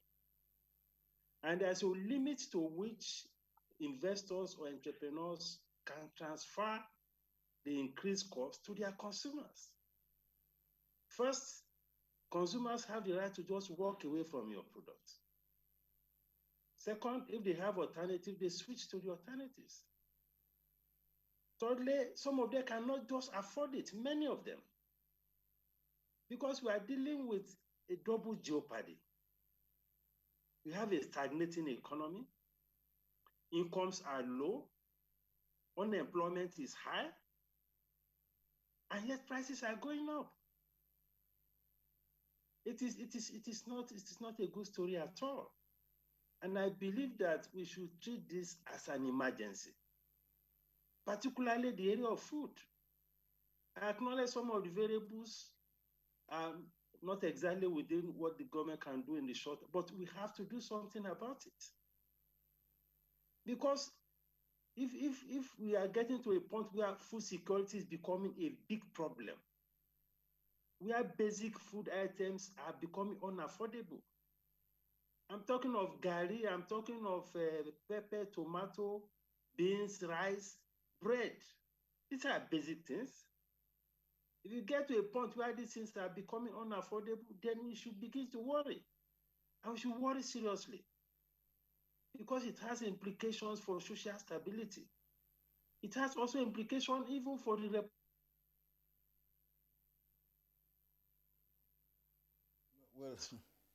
So it's a very disturbing situation, and I will believe that something needs to happen. It's affecting businesses. Profit margins are being eroded. Business mortality is increasing. So the ability to create jobs in the business environment is being challenged because of all of these problems. So it's something that we need to really worry about. It's a very, very bad situation, and government needs to treat it very urgently. Government needs to respond to it as an emergency because of the social implications of what is happening to prices, particularly food prices. All right, gentlemen, in the course of the program, we'll actually look at what the government can do to, of course, revert the trend. For now, let's go to Shaibu Idris, a former banker and financial analyst. Shaibu Idris, what, in your opinion, are the factors currently driving inflation in the country?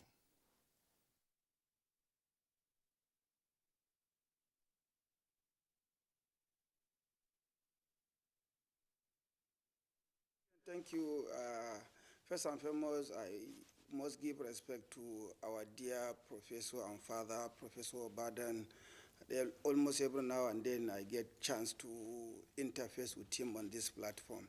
Dr. Muda Yusuf, I will align my thoughts 100% to what he has presented. We are in a state of serious, concern as far as inflation is as at today's level in Nigeria. What are the causes of inflation? Fundamentally, is only one: cost of production. Once the cost of production of any item increase, obviously the price of selling that item that has been produced will naturally increase. Of course, subject to a limitation of certain factors like Dr. Muda has said, there is limitation as to the abilities of a producer to pass on the increase in cost of production. Now, when you are buying, for example, wheat, to process wheat in order to produce either semolina or bread flour. Now, you buy wheat from the US or from the European market, and the cost of importing that wheat increase. Obviously, the concomitant feature is that bread price will naturally increase. Fast forward, wages. We have a situation where a couple of months back, we increased minimum wage to 30,000 naira from somewhere around 20,000 naira. Such increase will naturally have to be recovered from the consumers of any produce. Transport prices are increasing. Perception, indeed, the political stability of the country, the insurgency, the bandits, the various, pressure in the political spectrum are also adding, pressures to cost of production. To take a truck of tomatoes from, say, Kano to Lagos, from somewhere around 150,000 naira, we're spending close to about 350, 500,000 naira to take such tomatoes. That is almost 100% or 150% increase. Where and how will the owners of such tomatoes recover such costs? It is via the increases in prices. Till this moment, Kirian Kingsley, fellow discussant, I live in Lagos, and I used to work in the port. I was with Dangote Flour Mills. I used to drive freely in and out of Apapa Port. Today, you have a truck. A truck owner will probably spend close to about 250,000 naira to be able to just get into the port and take out items out of the port. Where will the truck owner pass on that cost to the owner of the goods that he or she will want to lift out of the port? When the owner of such goods pays that money, in addition to the cost of transporting the goods, where will the owner of such goods recover the money? It is on the selling price. Such is the situation we found ourselves, and such are the factors that are making, inflation continuously rising in Nigeria. The deceleration, our dear father, Professor Obadan, has said, to my mind, honestly, Kingsley, Kirian, fellow discussant, is just temporary. This government cannot and will never be able to afford not to increase price of petroleum product. Once that is increased, transportation costs will increase. This government needs to unify interest rate, exchange rate. We have exchange rate from the central bank at 410 naira. Kirian, you've alluded to the fact that the price of the dollar in the parallel market is somewhere around 503, 505 naira. Why should that gap be so high, 10 naira? We are creating a rentier economy. There is need to unify that rate. The moment you unify the rate, inflation will also rise. I see inflation, if we are to correct the economic imbalances, if we are to correct them, inflation could rise to minimum 23%. Then it can now begin to decelerate to an appropriate level, because market forces are the best determinants of any price. And we need to get back to market forces We need to get back to free economy, free market forces, so that those forces can determine where our equilibrium levels will be. But we are running a fairly distorted economic policy, which is part of the reason why we are having high inflation and this challenge of exchange rates. Shuaibu Idris, thank you very much there for your launch comments. Certainly, we'll return to you in the course of the conversation. Now, back to the Abuja studios here. Professor Michael Baden, in your opinion, what are the price stabilization tools available to government at this time? Because, I mean, as we're seeing, it's not, we're talking about food inflation. Professor Oche Waleke referenced the number of items that the NBS survey covers. I'm sure that those who are in the construction industry would also indicate how prices have skyrocketed. These are materials that ordinarily are sourced locally, whether it is sand that you dredge from our rivers or from our water bodies, whether it is granite that you blast, from the mountainside and so on and so forth. Prices have all gone up, and all this within a short space of time. What are the price stabilization tools available to government or even the regulators at this time?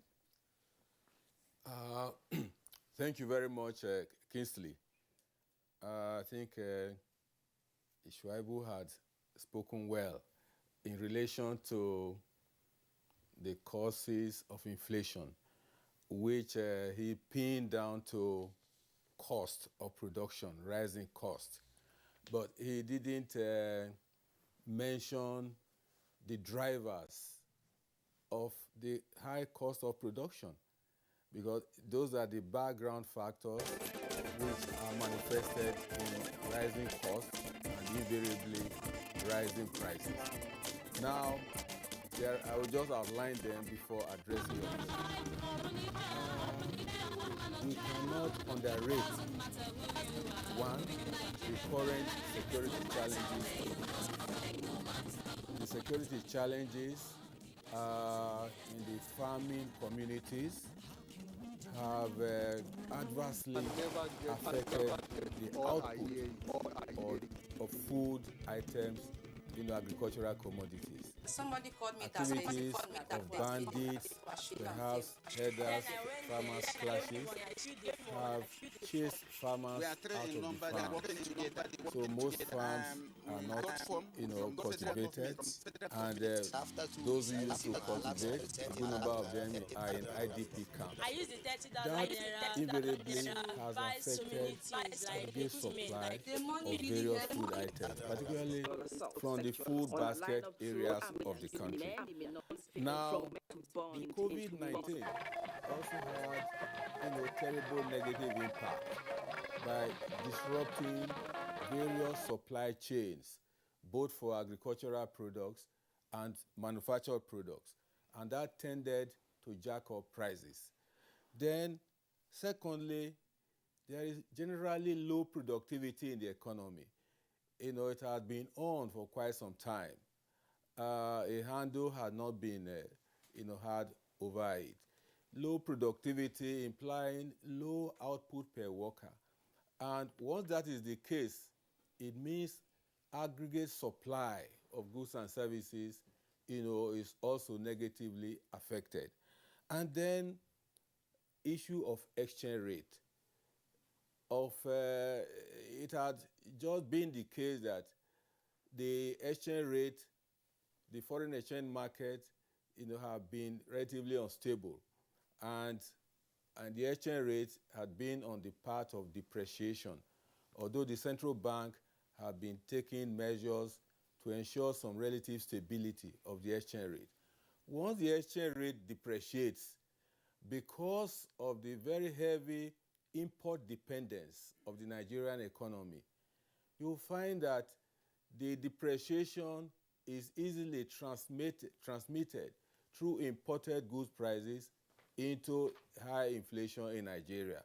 And most of the time, from our observation, the prices of even domestically produced goods also rise in sympathy with the prices of imported goods. That has been happening. And the exchange rate crisis is, I'm sure we're going to take it on later in this discussion. But that's one channel through which inflation has been climbing up. Now, energy prices adjustments in the past have had significant impact on the inflation in the economy. Although there has been some relative stability now in energy prices, but like Idris rightly said, should government remove subsidy, deregulate petrol prices, that's very likely to escalate the rate of inflation. And of course, there is a factor which had not been emphasized, acknowledged, and then addressed, and which is happening in practice, is the obnoxious role of middlemen manifesting in market unions, market associations. In the part of the country where I live, this is very, very rampant. You find market unions, associations have become monopolies, particularly in the sale of agricultural products and also even manufactured goods like cement and other products. So there is no competition. The market is being manipulated, the market is violated, and government seems to be helpless and is looking on. Only about 3 weeks ago, to buttress this point I'm making, retail market women in Benin City staged very serious protests in Government House, telling the governor to do something about the negative role of market unions and market associations, that they buy up all the products, particularly the supplies coming from the north, and then fix the prices like typical monopolies, and at which they sell to the retailers. And the retailers now find it difficult to sell the products because the prices are very high. They enjoin the governor to do something about it. So these are very important factors which have tended to drive, inflation.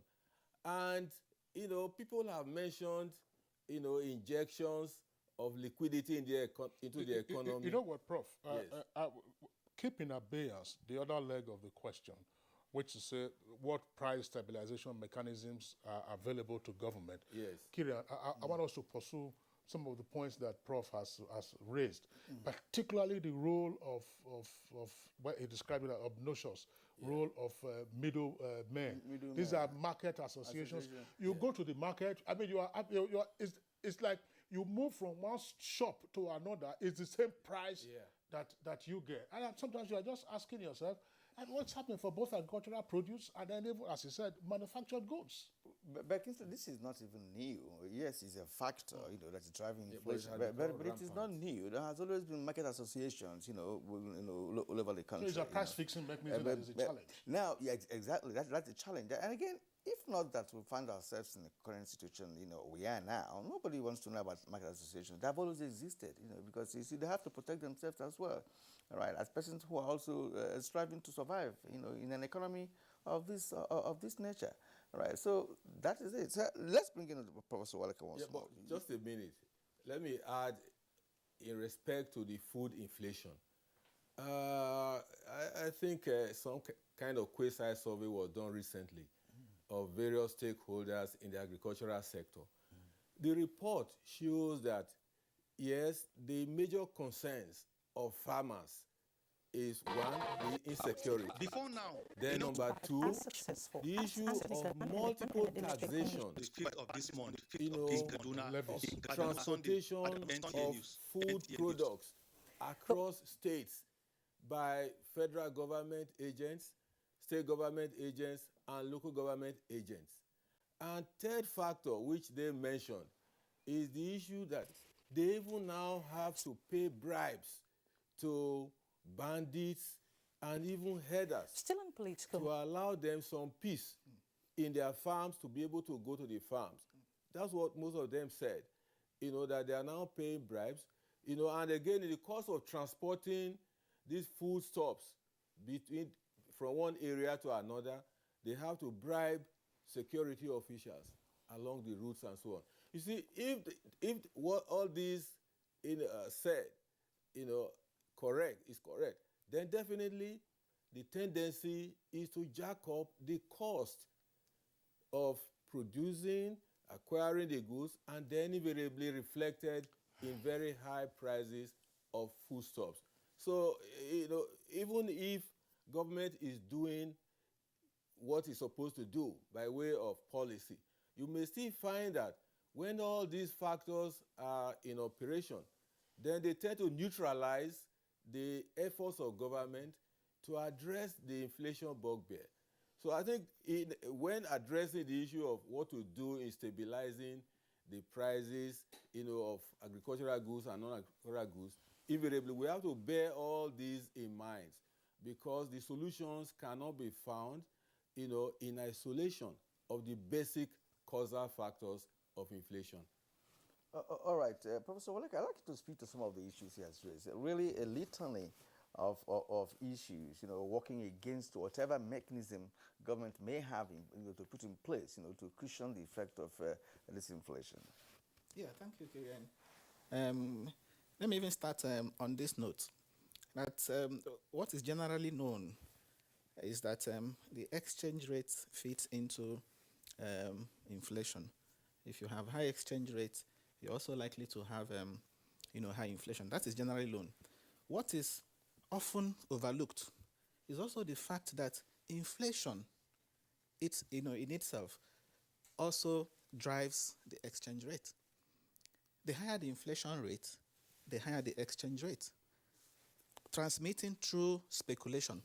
Because if you have high rate of inflation, then speculative activities in the forex market, tend to be high. And that's because when the equilibrium rate of the naira, the exchange rate, when it is determined, people now tend to see the naira as undervalued or overvalued. So if they determine that naira is overvalued, as is often thought, they tend to speculate. If the equilibrium exchange rate, for example, puts the exchange rate at 450 naira to the dollar, and the central bank says it's 411 naira to the dollar, so that tells you that there is overvaluation of the naira, and there will be, speculation. People will speculate that the naira value will eventually, go down. So they tend to now buy dollars now, and that will also spur demand for dollars. So you can see how inflation rate also, causes high exchange rates. Even theoretically, that has been explained, under the purchasing power parity, that exchange rate is a function of the ratio of domestic inflation rate and, to foreign inflation rate. So the point I'm making is that even the inflation rate is a cause of the high exchange rate.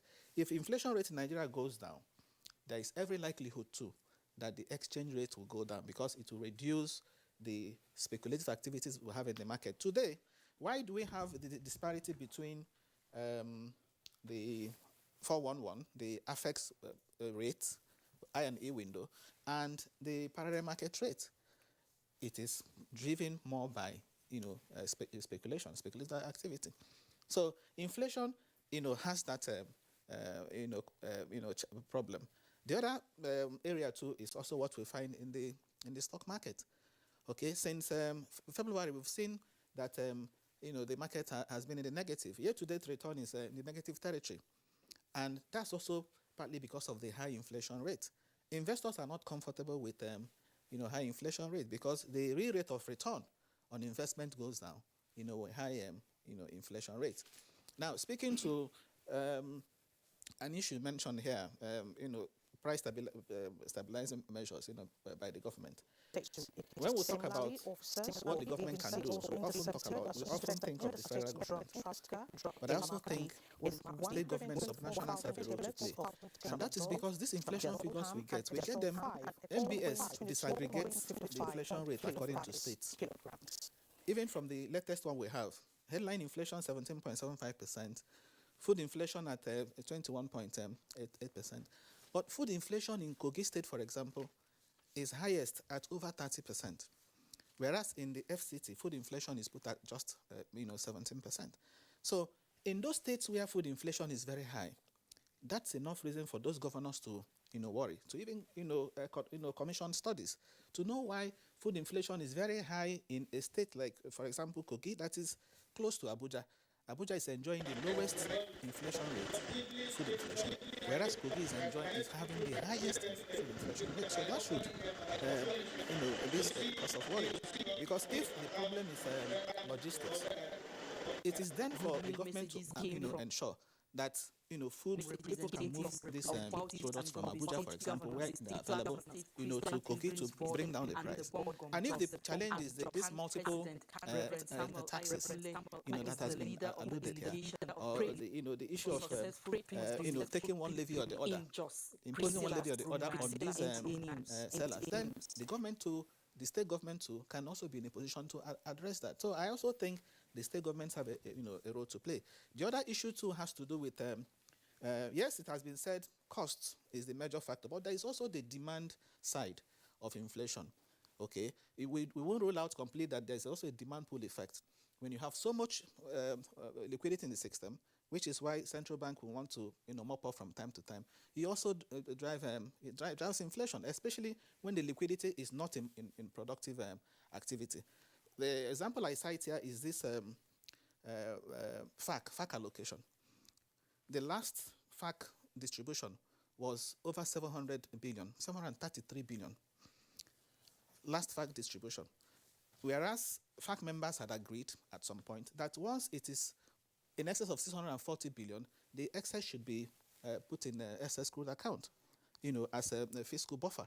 But when you begin to share everything, okay, the tendency is that there will be what we call fiscal surprises. Government will, part of that money may likely find its way in the forex market, chasing the few dollars that we have there. Again, exerting pressure on the because when you implement budget and there are dollar-denominated components in that budget, that will put pressure, on the forex market.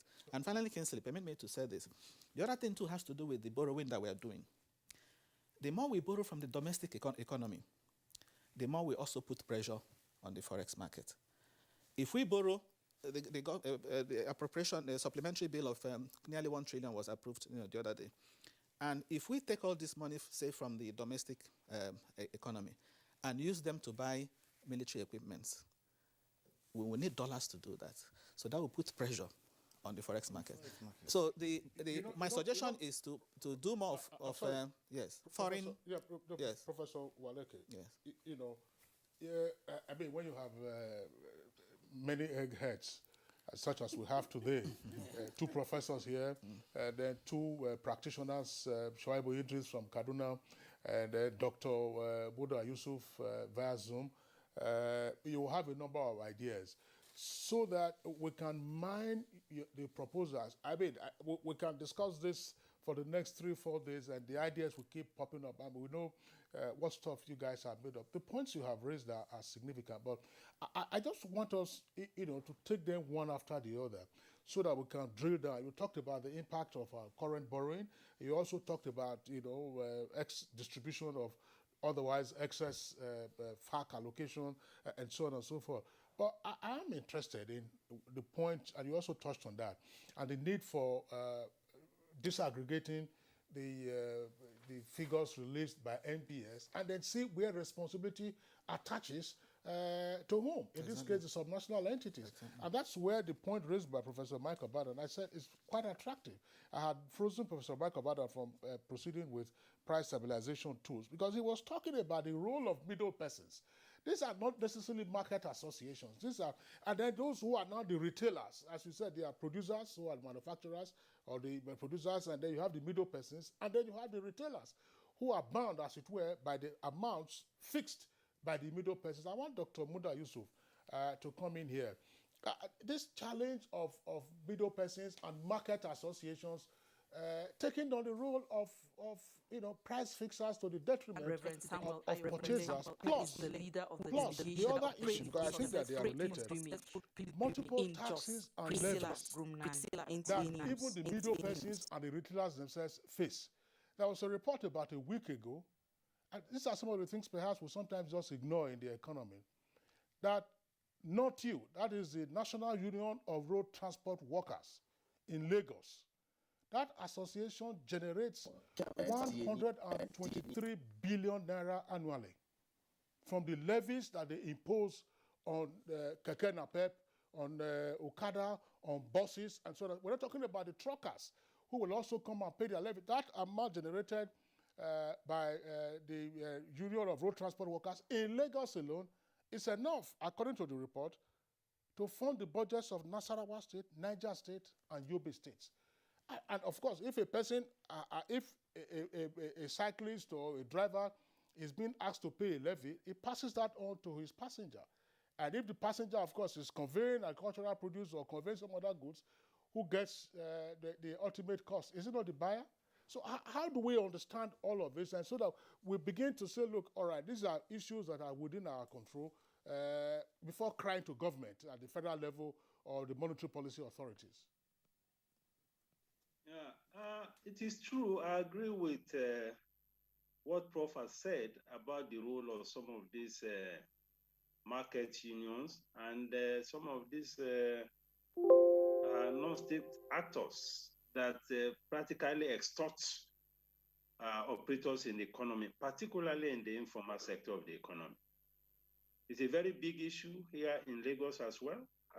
We have received reports while I was at the chamber from the market associations of the impunity with which all manner of people in all sorts of funny uniforms and reflective jackets just barricade the roads and collect money from market women, from those transporters and all of that. So there is so much impunity around that. And I think it's an area that the government also needs to do something firmly about. Because all of these things happen and these characters just get away with it. And the operators are so helpless, nobody to save them from all of this. So it's a big issue. Then, of course, the issue of multiple taxation, multiple levies from various unions, issues of collusion, as the Prof has said. These are very, very important factors that needs to be dealt with. And these are things that I think it is the responsibility of government to deal with.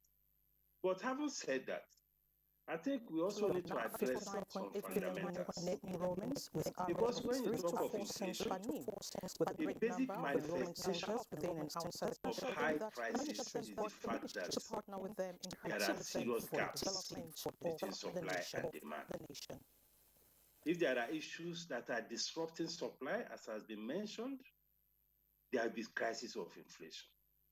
If there are issues that are aggravating money supply, as Professor Walike said, creating liquidity in the system, there will be crisis of inflation. So we need to look at some other factors disrupting output and disrupting supply chains. These are very fundamental. And these are things I think we need to draw the attention of government to.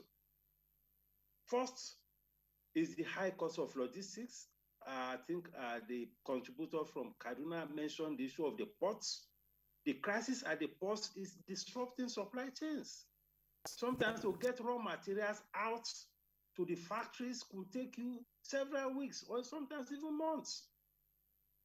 People who even want to export, we say we need foreign exchange. You need to see what exporters are going through at the Lagos ports. It's a nightmare. They could be there, some of them in the process of queuing, trying to get to the ports, sorting out issues with terminal operator shipping companies. Some of their export cargo, even some of them deteriorate. Some of them even go bad. So we have a major crisis around the international trade process.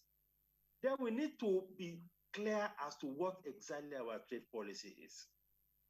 One of the best ways to deal with issues of inflation is also to get your trade policy right. We should be able to identify where our capacity to produce is. We should be able to identify where we need to complement or supplement whatever we have with imports. There's a lot of confusion around our trade policy. Trade policy generally should domicile with Ministry of Finance in conjunction with the Trade and Investment Ministry. But what we have seen now is that the central bank is now playing a major role in trade policy matters. The central bank has a list of items that you cannot import. Quite a number of companies have been excluded from the foreign exchange market. It's a trade policy matter. Because if you look at the tariff book, some of these items are not prohibited. If you go to the bank to open Form M, they will say you cannot open Form M because the central bank has put these things on import prohibition list. So we need to align some of these things so that where we don't have capacity, we should create a window for import to supplement whatever we have. And we should also create the environment to also export where we have the strength to export. It's not a bad thing to import if you have serious shortages in some areas, so that the citizens can have some relief. Then we need to look at our import tariff policy. The customs are always after revenue generation. Now, there are instances where the import duty on some of these items that are used for production are too prohibitive. We should do a proper audit of all of these import duties. Some of them need to be reduced so that the cost of production can come down. It's bad enough that we have this terrible issue with exchange rate depreciation. We also have very serious issues with liquidity in the foreign exchange market. Even for those who have access to foreign exchange, who are not on the CBN prohibition list, they can't even get the foreign exchange. They'll be lucky if they get up to 20%, 30% of their demand. That is affecting their capacity to produce. So we need to get it right with the foreign exchange policy as well, especially to the extent that it's affecting the international trade process. Then we need to deal with the issue of multiple exchange rates. The contributor from Kaduna also mentioned this. Now we have the official window, which is the NAFEX window. We have the BDCs. We have the rates for some of these remittances. Then we have the rates for what we call a transfer market. There are some transactions, unless you get somebody who is remitting from abroad, you cannot use it for import transactions. There's a whole lot of things that needs to happen around the foreign exchange market so that the system can work well. There's too much of disruptions. So there is need for engagement between the policymakers, the stakeholders in industry, and the trade ministry, and even finance, and the central bank, so that you can get these things right. A lot of disruptions are happening. It is good to look inwards, it is good to be self-reliant, but we need to harmonize and align all of these policies so that we don't create crisis of supply in the economy. So these are some of the things that I think we need to address. They are very fundamental, and they are causing a lot of disruptions. Of course, this is in addition to the problem of insecurity that has been mentioned, the problem of the high energy cost. The cost of diesel now is about 280, or even more, 280 naira per liter. Most of these trucks that you see moving around, they are being fueled by diesel. They are being powered by diesel engine. And all these costs will be transferred to the goods that they are transporting. Most of them are also all these food products. The same thing with factories that are running on generators. They don't run on petrol generators. All right, Dr. Muda Yusuf, thank you very much indeed.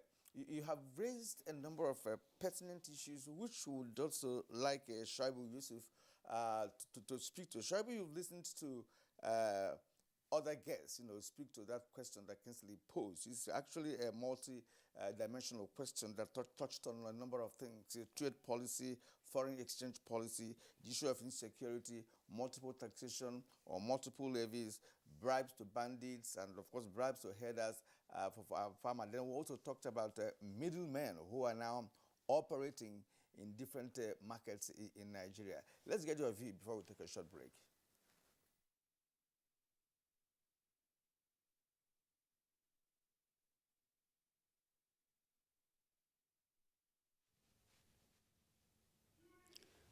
Kirian, thank you very much. I think the issues raised are pungent and they are germane. One fundamental issue that discussants have forgotten or failed to mention is, as far as the inflation is concerned on the issue of agricultural product or produce, is the level of post-harvest losses. Quite a number of agri-produce are witnessing close to about 30–40% of post-harvest losses. It's a fundamental factor that adds to the inflation level as far as the agricultural produce is concerned. Now, let me speak to the issue of middlemen. Is there anything wrong with middlemen? Maybe no. I am a professional as far as marketing is concerned. I used to be executive director, sales and marketing in one of the arms of the Dangote Group. Will any company deal directly with the retailers? The answer is no. You need to have major distributors, mega distributors, sub-distributors, and the retailers. Shouldn't there be a mechanism where, there should be decency in what is being sold, how is it being sold, at what price is being sold? Coca-Cola, for example, let's take the soft drinks. Is anybody able to extract higher prices, say a bottle of Coke in Kaduna or Maiduguri or Enugu or Lagos? The answer is no. And why is it that? Because the company insists on the distributors and the dealers, the sub-distributors, how they should go about doing this business. We tend to have a Nigerian society that is largely indisciplined, excessive indiscipline, and we have government at various levels, from the federal to subnational, that appears to be in a state of comatose.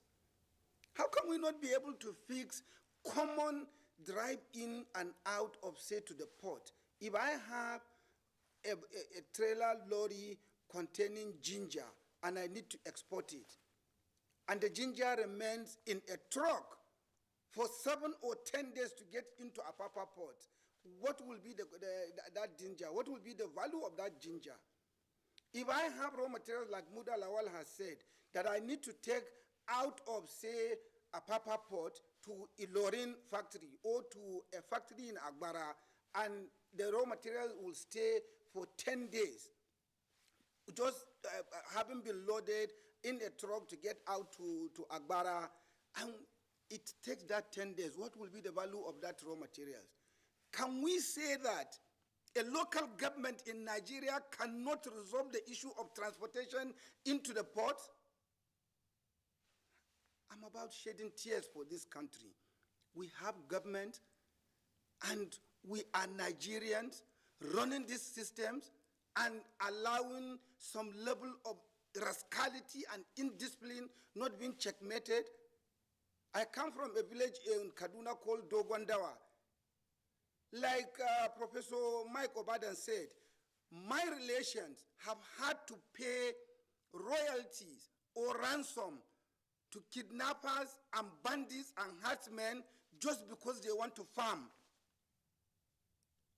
I mean, how else can we run a system? We are talking about maybe fundamentally 2, 3, 4 reasons for this inflation. Imported inflation, homegrown inflation, and some level of factors that are largely due to the refusal, because I won't say inability of government, it's just refusals of those in authority from the local government to the state and the federal to be able to address these issues. Professor Okwala has said, if Kogi State, for example, has the highest level of inflation, why wouldn't the governor of Kogi State constitute an economic management team to review what is the issue? Why shall my state have higher inflation level than, say, Abuja or, say, Benin or Enugu or any other part of the country? You can't run a system with people that appears to abdicate from the responsibilities bestowed on them. It is high time we Nigerians. We have issues now with the line of our guests there. We're going to come back here and take a short break. When we return, we'll continue with the conversation. This is Good Morning Nigeria and the network service of the NTA. Stay with us as we take a short break. We'll be back very shortly.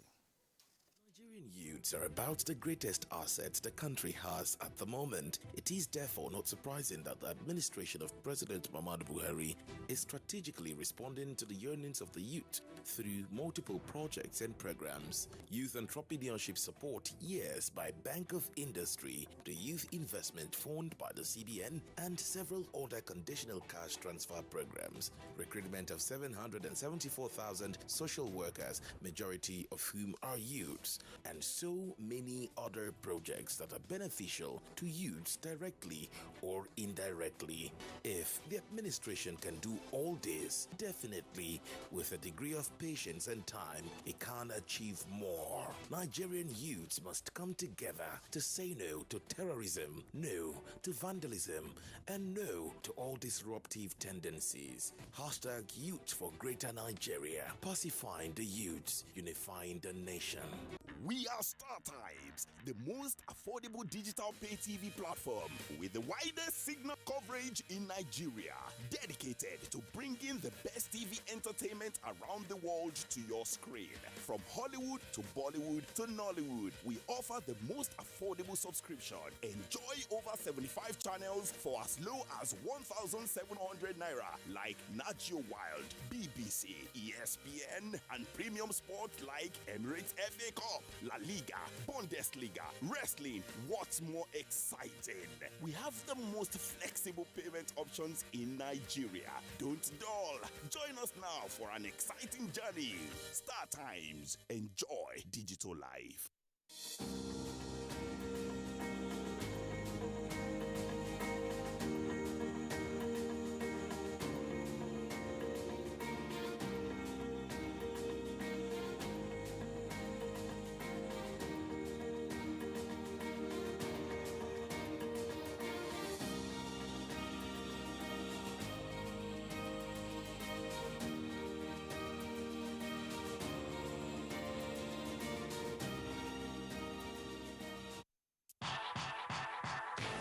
It's the dawn of a new era on NTA's flagship program, The Sports Parliament, revitalized with lots of varieties, including feedback responses from viewers.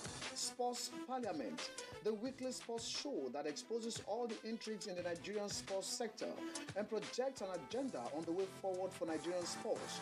On NTA every Thursday at 10:30 p.m., running for 1 whole hour, discussing sports.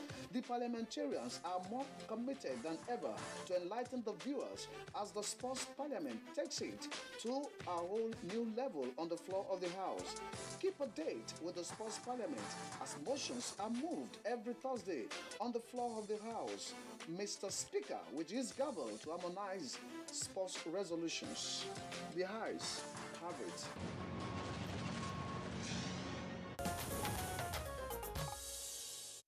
All right, you're welcome back, and it's still Good Morning Nigeria, live on the network service of the Nigerian Television Authority.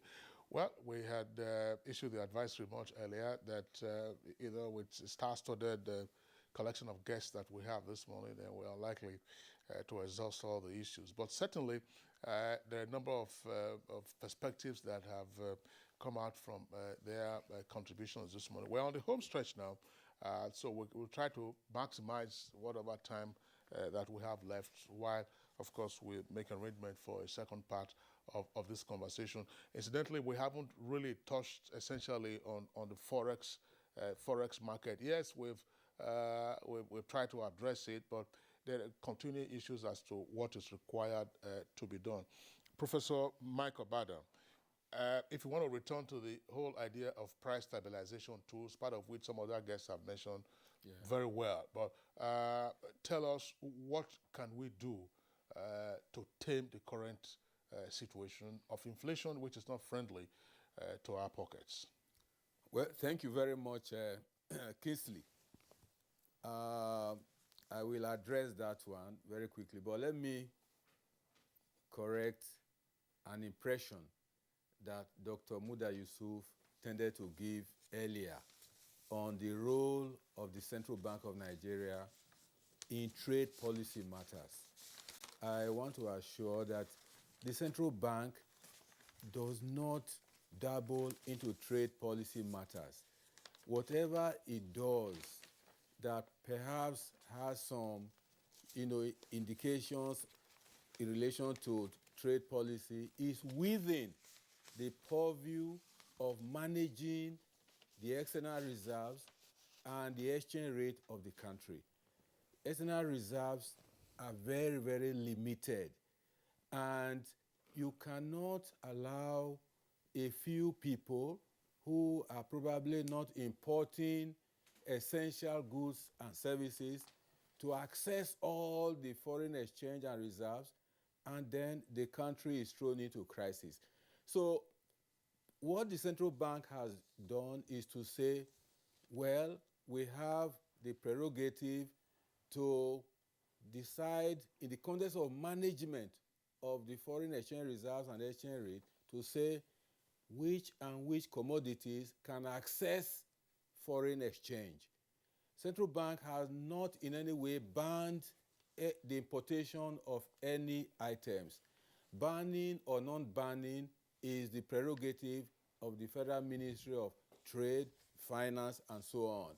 So those goods on the list referred to Dr. Muda Yusuf are still importable.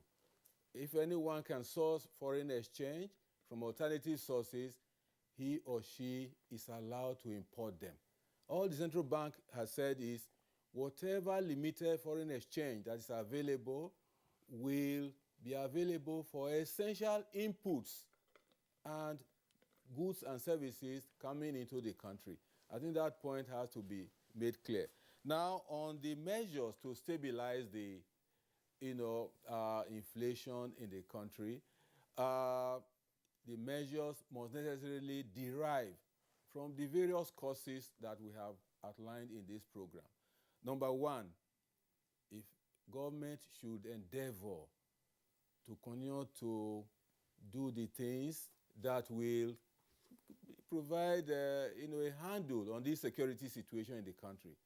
I can assure you that if the farmers are relatively free today to go back to their farms, and then output of goods and services is increased, even when you have all these levies and bribes, prices will come down, in relation to demand.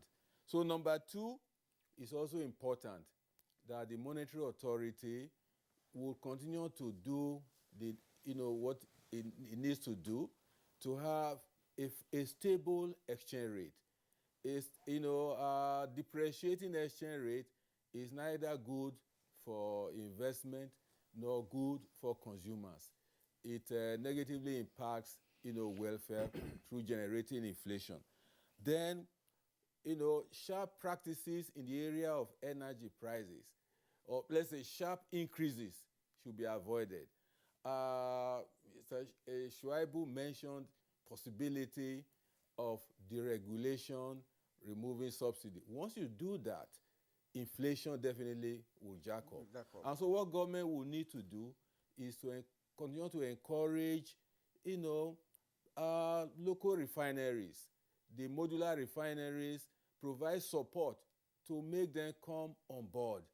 Once we have modular refineries, Dangote refinery coming on board, deregulation of the petroleum product prices can be done, and that one would, have a handle on the, increases in prices of petroleum products. Definitely, the prices will not be as high as we're having today for imported products.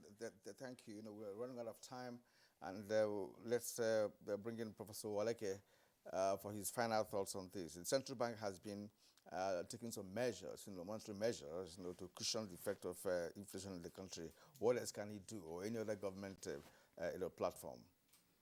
Yes, let me even quickly say that this issue of Apapa Port is because of the concentration on Apapa Port. Why should a producer in Onitsha, for example, or in either southeast or northwest or rely on Apapa Port to bring in goods when there are ports that are nearby?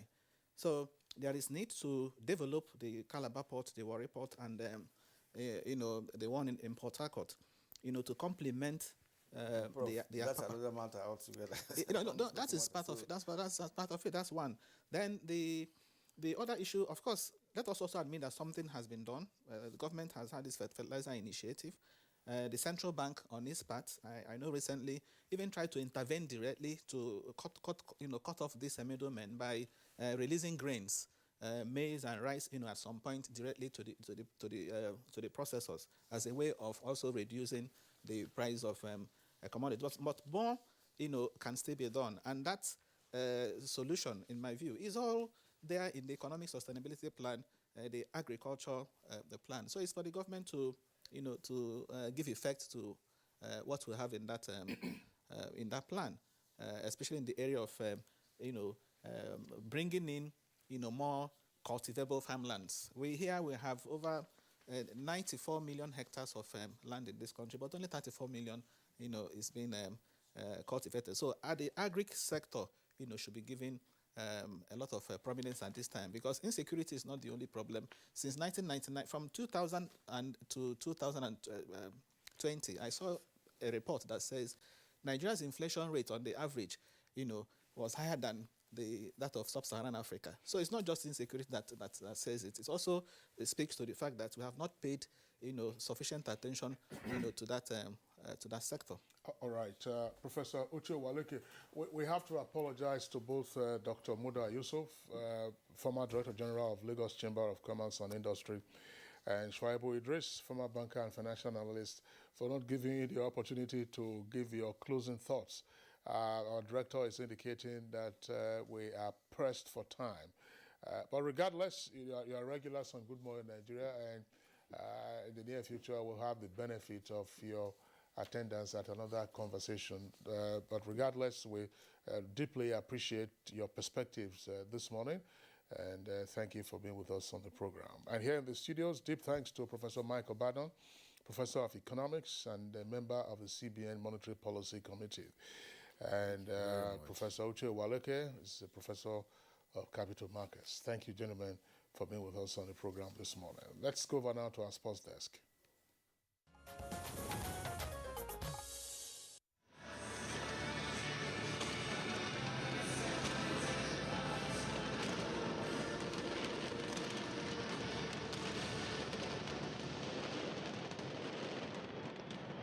It was not the best of starts for the Tigers as they lost to Australia in their Group B opening game on Sunday in the basketball event at the Tokyo 2020 Olympics.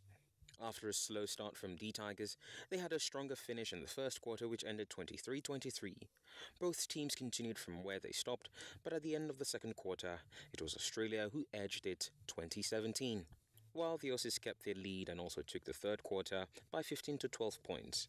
They headed into the fourth round, which they also took 26-15 for a total score of 84 to 67 points to win. The Tigers will hope to bounce back from the defeat when they face Germany in their second game. In another event, Nigeria's sole and first ever representative in the women's rowing event, Esther Toko, has made it to the finals of the women's scull event after recording a time of 9 minutes 7 seconds in the semi-finals on Sunday. She finished third behind Qatar's Abuja Tala and Uganda's Noble Caitlin. The finals, which was billed for Wednesday 27th, has been rescheduled to a yet-to-be-confirmed date due to adverse weather conditions in Tokyo. Meanwhile, Britain's two-time defending champion Andy Murray has withdrawn from the men's singles at the Tokyo Olympics with a minor thigh strain. The Scot, who won his opening men's double match with Joe Salisbury on Saturday, had been due to face Canada's Felix Auger-Aliassime on day 2. The 34-year-old will still compete in the doubles, but was advised not to compete in both events in Japan. He has been replaced in the singles draw by Australian Max Purcell. Well, that's a good one, Nigeria, for today. We thank you for watching. Join us again tomorrow for a fresh edition of the Good Morning Show. My name is Kirian Umayo. And I'm Kingsley Osandalo.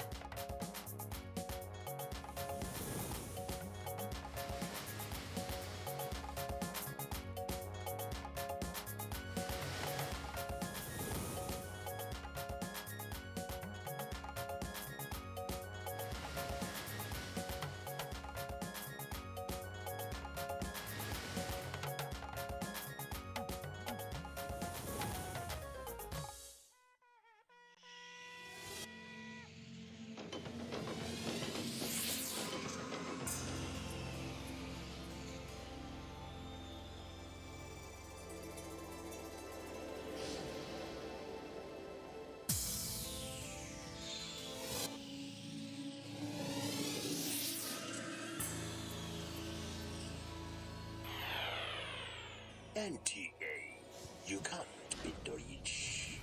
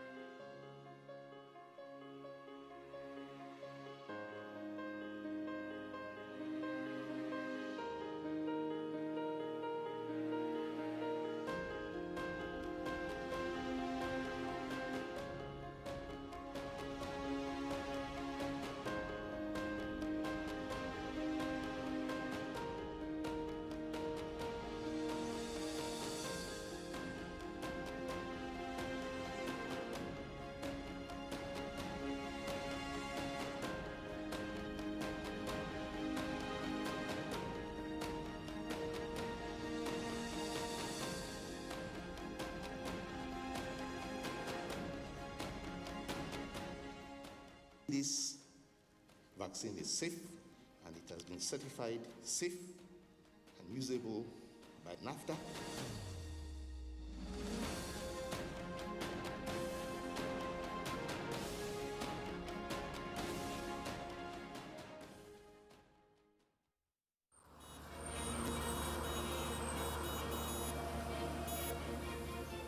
Lives are in your hands while you drive.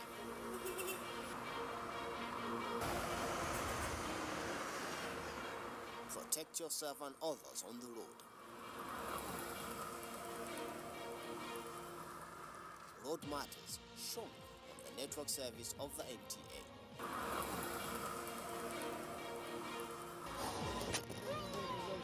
Join us.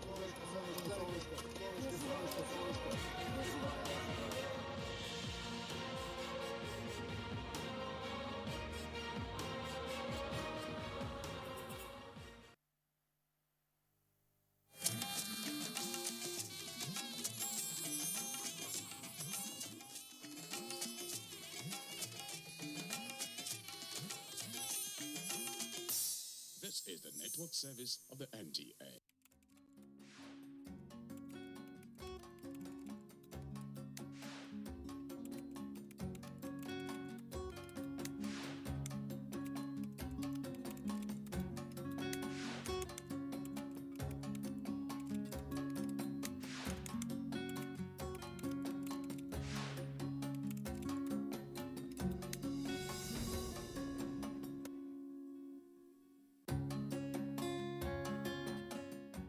and welcome to Thoughts for the Week. I'm Cordelia Obe, and the idea is to talk about things we usually would talk about. This time using proverbs, wise sayings, fables, you call them any name from around the world. And what are we looking at today? We are looking at being faithful to our friends. Welcome. Now, I have a story to share. It's a fable because I have some animals in it. Many years ago, there was a shark who had a monkey as a best friend. Every time the shark would swim to the island where this monkey was, and they would just be happy together. One day the shark said, my friend. As some people would say, my friend. You don't even know where I live. Won't you come and visit me one day? And the monkey said, okay, why not if not? So it hopped onto the back of the shark, and the shark swam fast and straight towards the middle of the sea. When he got to his own home, all his friends, relatives, and all that were very happy. And the monkey said, why are your family people this happy? Shark said, our king is very sick. And they say we need the heart of a monkey to take care of him. And the monkey was almost fainting. Boy, he was very bold. So he said, my friend, why didn't you tell me what you wanted to do? You didn't trust me enough to tell me. Don't you know that we monkeys, we usually keep our hearts somewhere else? You see that tree you used to meet me? That is where I kept my heart now.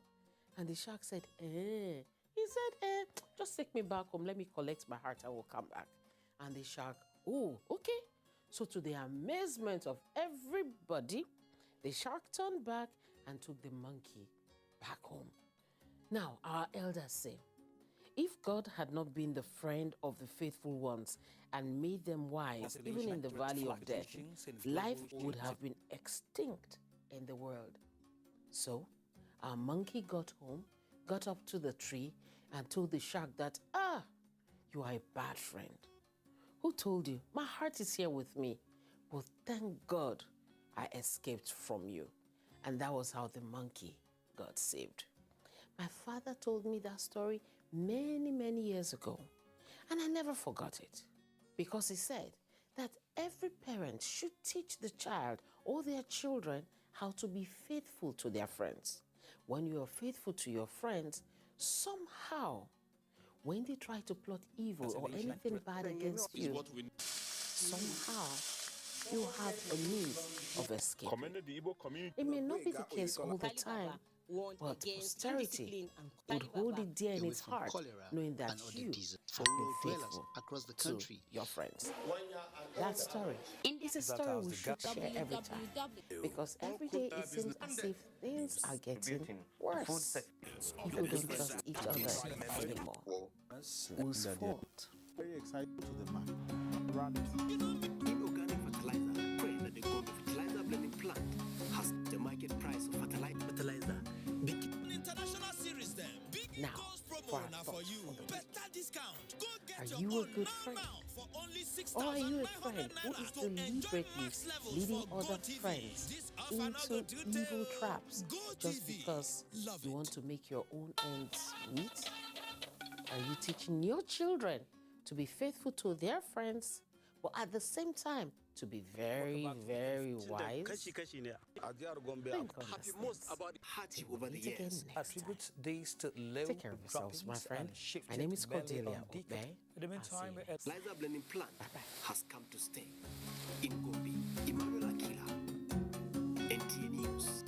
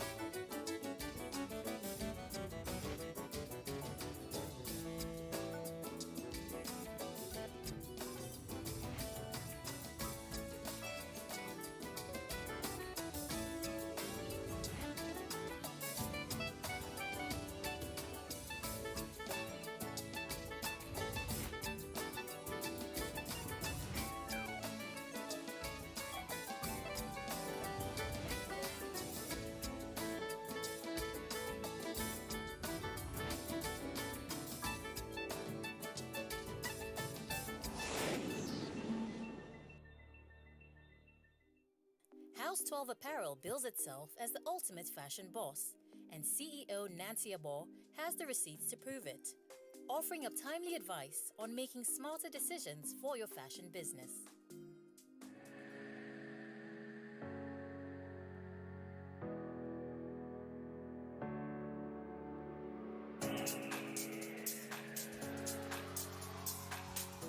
I've been working since 17, and I put in so much work in growing people's business. So I thought it was time to do something for myself.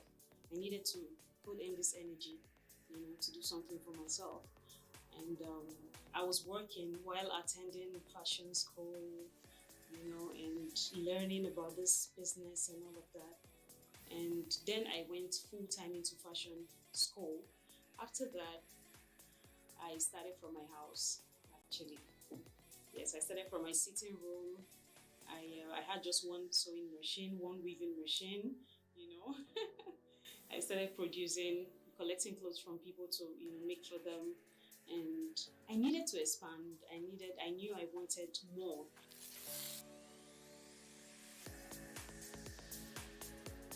I didn't start like this. I didn't have all I needed, to start off. But I started from my living room, and I was getting clearer pictures. I was getting, bigger, vision of what I want to do with myself in the industry, right? And I kept going like that. And when I felt I was ready, I started seeking for partnership.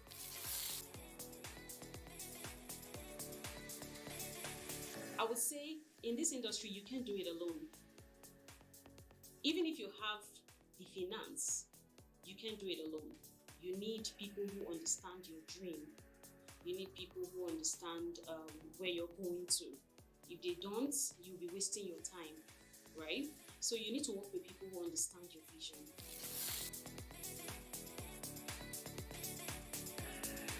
I'm actually a meticulous person. I like things being done right. And sometimes it's not really easy to pass that down to the people that work with you. It can be really difficult because on many occasions they'll feel like, but this is okay, ma. And I'm like, no, it's not good enough. It has to be top notch.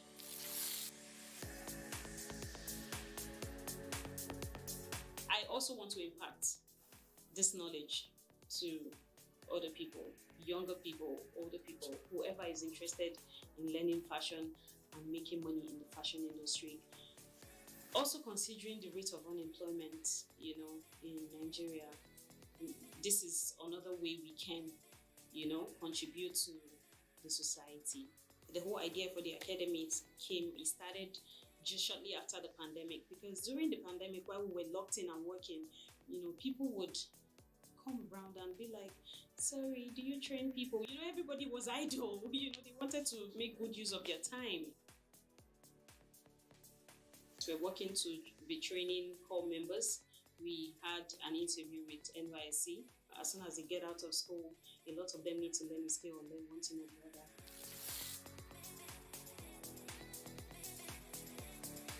We're not fully maximizing our creatives.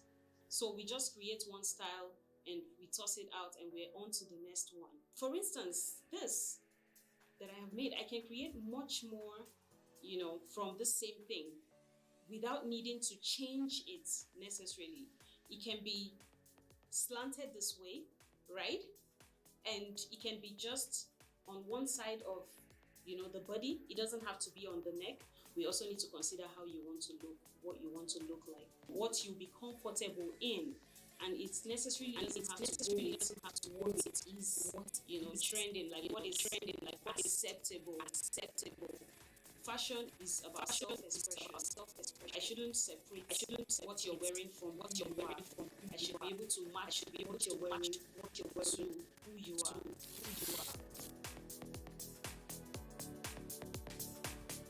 I invested so much after all the production we made during the lockdown, all the profit we made during the lockdown. I put in back, the money without thinking it through.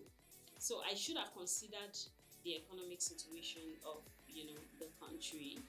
That's the truth. It's something that every one of us should be mindful of. You need to consider when you're investing, what you're investing in. You need to consider if it's the right time. You understand?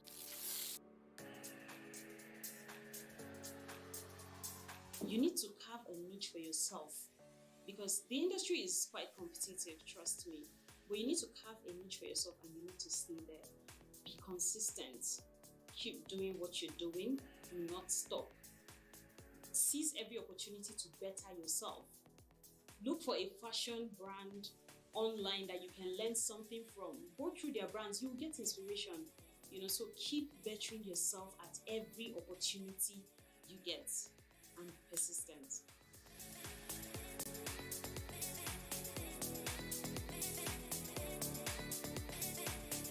My designs are described in 4 words: timeless, eclectic, simple, and unique. And our fashion forward brand of the day goes to Bolu and Del. Fresh off a Red Edit magazine feature, the fast-rising brand is pulsating with youthful energy, making a stunning statement with minimalist beads and signature pieces. My name is Bolu, and I'm a student and a fashion designer. I just like being different from everybody. Like, my designs are described in 4 words. I describe them as timeless, eclectic, simple, and unique.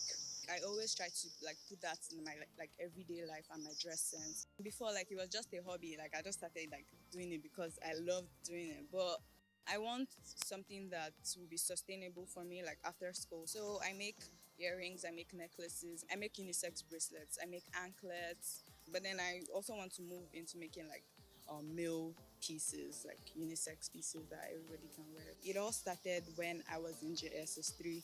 So I used to watch a lot of YouTube videos and stuff. So I wanted to try the designs out. But it started becoming a business when I was in university. So I attended this event, the Lagos Fashion Hangout. So I just thought it was literally just fashion designers that would just come and hang out and stuff. I didn't know what the workshop was at the time. So when I now attended the event, I now got to meet lots of designers. I knew about how the fashion business worked, and then I decided to start something, even if it was small.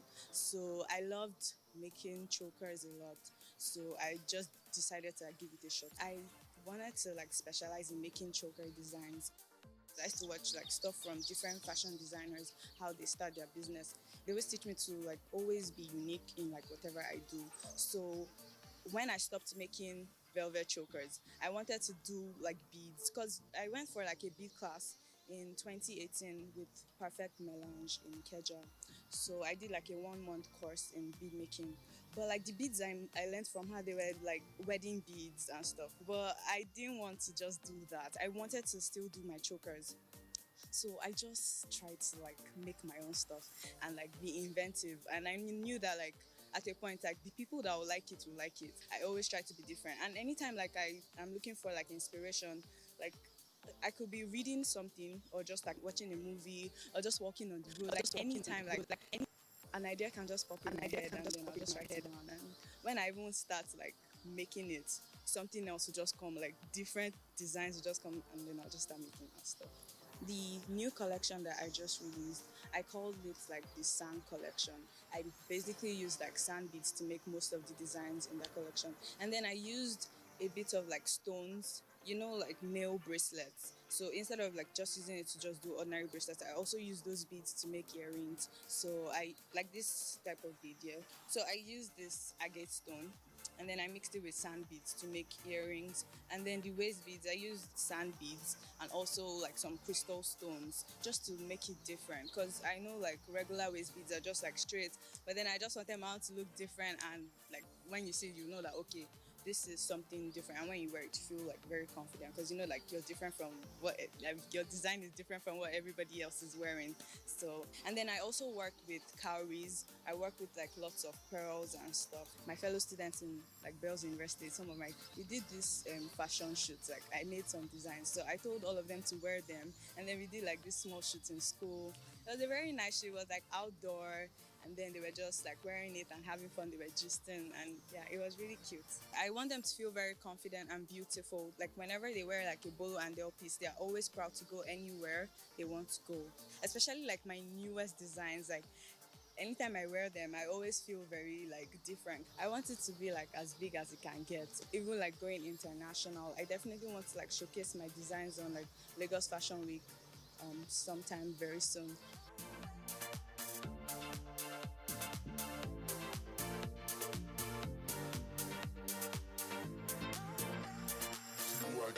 Glamour, runway, style, fame. She likes fashion.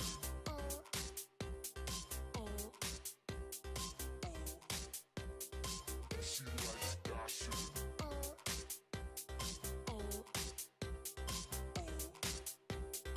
She likes fashion.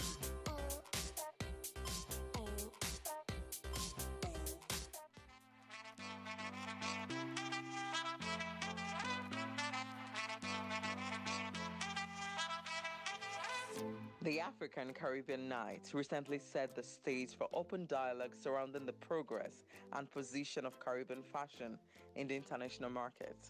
Event organizer Okama Brook, who is also the director of African Caribbean Heritage Alliance, has been championing Caribbean fashion on an international stage for many years and is adamant that this genre is represented.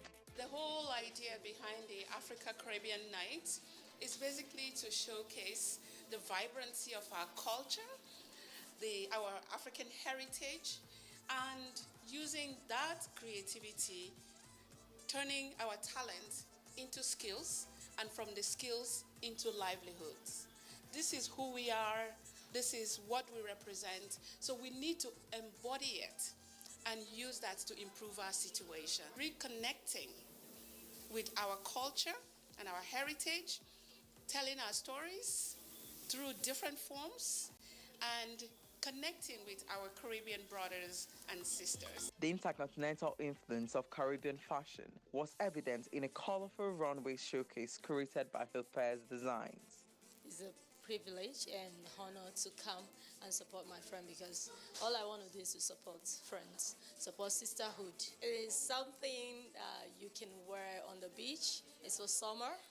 The Caribbeans will like it. They're gonna like it. They're gonna like it because it's like full of life. The models displayed vibrant pieces capturing energetic ethos of Caribbean fashion, from minimalist white cotton to Ankara prints, bright bold colors, flowing airy fabrics, statement pieces, and carnival-style feathers. The melting pot of Caribbean style could be seen in the designs.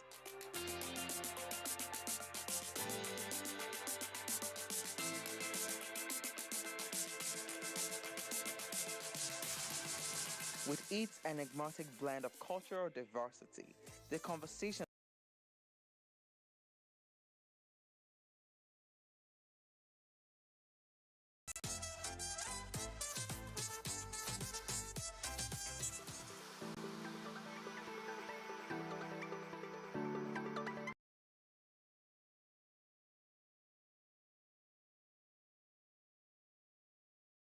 the edges and roots start to grow out, and your first instinct is to take them out.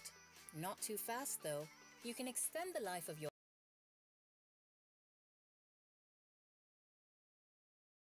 hot water, redo your edges with the help of gel or edge control, and then get creative with simple styling ideas. Gather a section from the front of your hair, almost as though you're making a side part. Make a chunky braid out of this section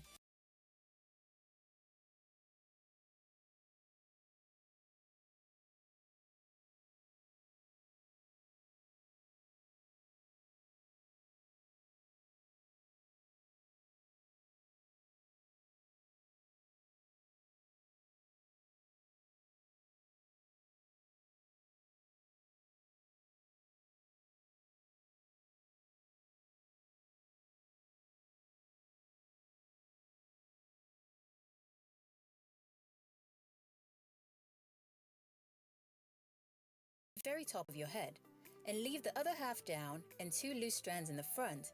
to accomplish a very chic look. Grab some fabric and wrap your braids up. First, gather your braids into a high ponytail and secure it. Then, take the hair and wrap it in a circular fashion so that you can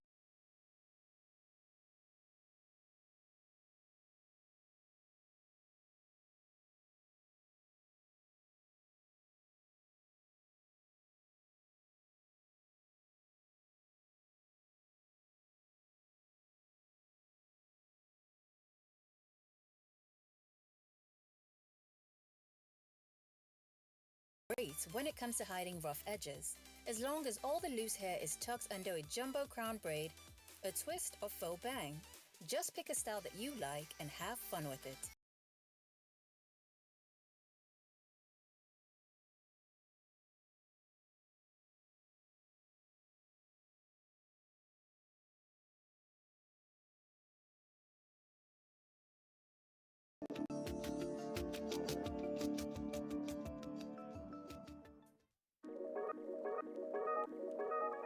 If you spend any time on social media apps, consciously or otherwise, your buying decisions as a consumer,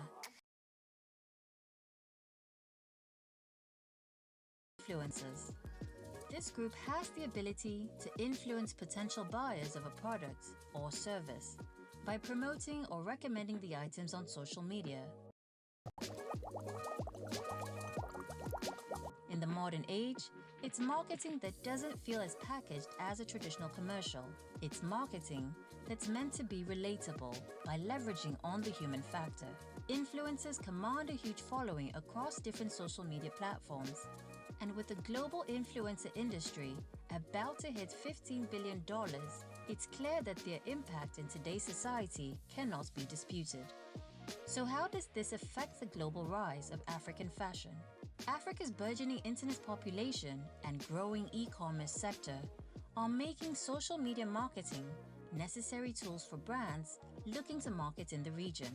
With consumer spending expected to double across the continent, the African fashion and lifestyle industry is rapidly seeking ways to digitize and to convert social capital into sales.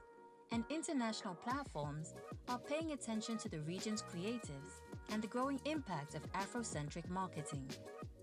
African influencers are well positioned to help brands connect with African consumers, but content creation across the continent is no easy feat, as the African influencer industry is still carving its own niche and conquering specific barriers.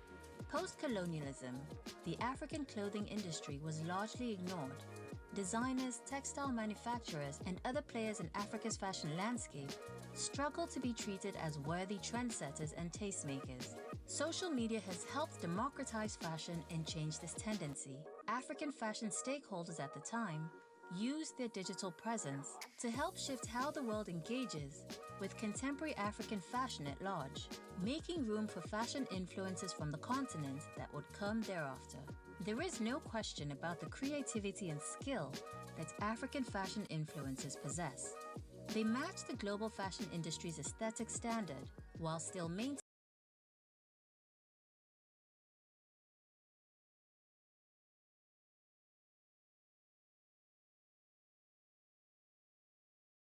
culture are invested in bolstering the continent's creatives. In the last year, the brand has launched collaborations with young Nigerian digital creatives like Temi Otedola and Danola Gray, who have hundreds of thousands of people following their fashion content and advice. African influencers have the power to tell stories.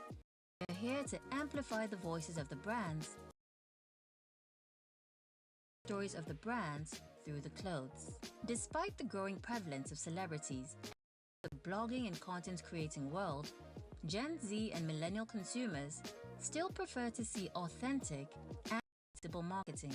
Younger consumers feel better buying from brands when those products are marketed by people who look like them. African fashion influencers are still able to navigate the line between aspirational and relatable. The infancy of the African influencer industry gives content creators an edge in correcting the ills of the global industry. Critics have condemned fashion influencers in the West for boosting fast fashion and upholding unrealistic, harmful aspirations. African influencers can use their platforms to boost the sustainable practices that many fashion consumers and creators on the continent already employ, such as sourcing locally, zero-waste policies, collaborating with local artisans, mending garments, and buying vintage or thrifted pieces. With the African fashion industry growing, it's only normal that we start to see more of the influencers and bloggers who help to define its culture. As fashion on the continent seeks to establish itself as separate than influencers, African content creators can help this shift by promoting the work of young African designers to their growing global audience and advocating for reform for the African creative scene. They can serve as the bridge between designers and consumers, using their social media savvy to push narratives that benefits the local industry and the continent at large.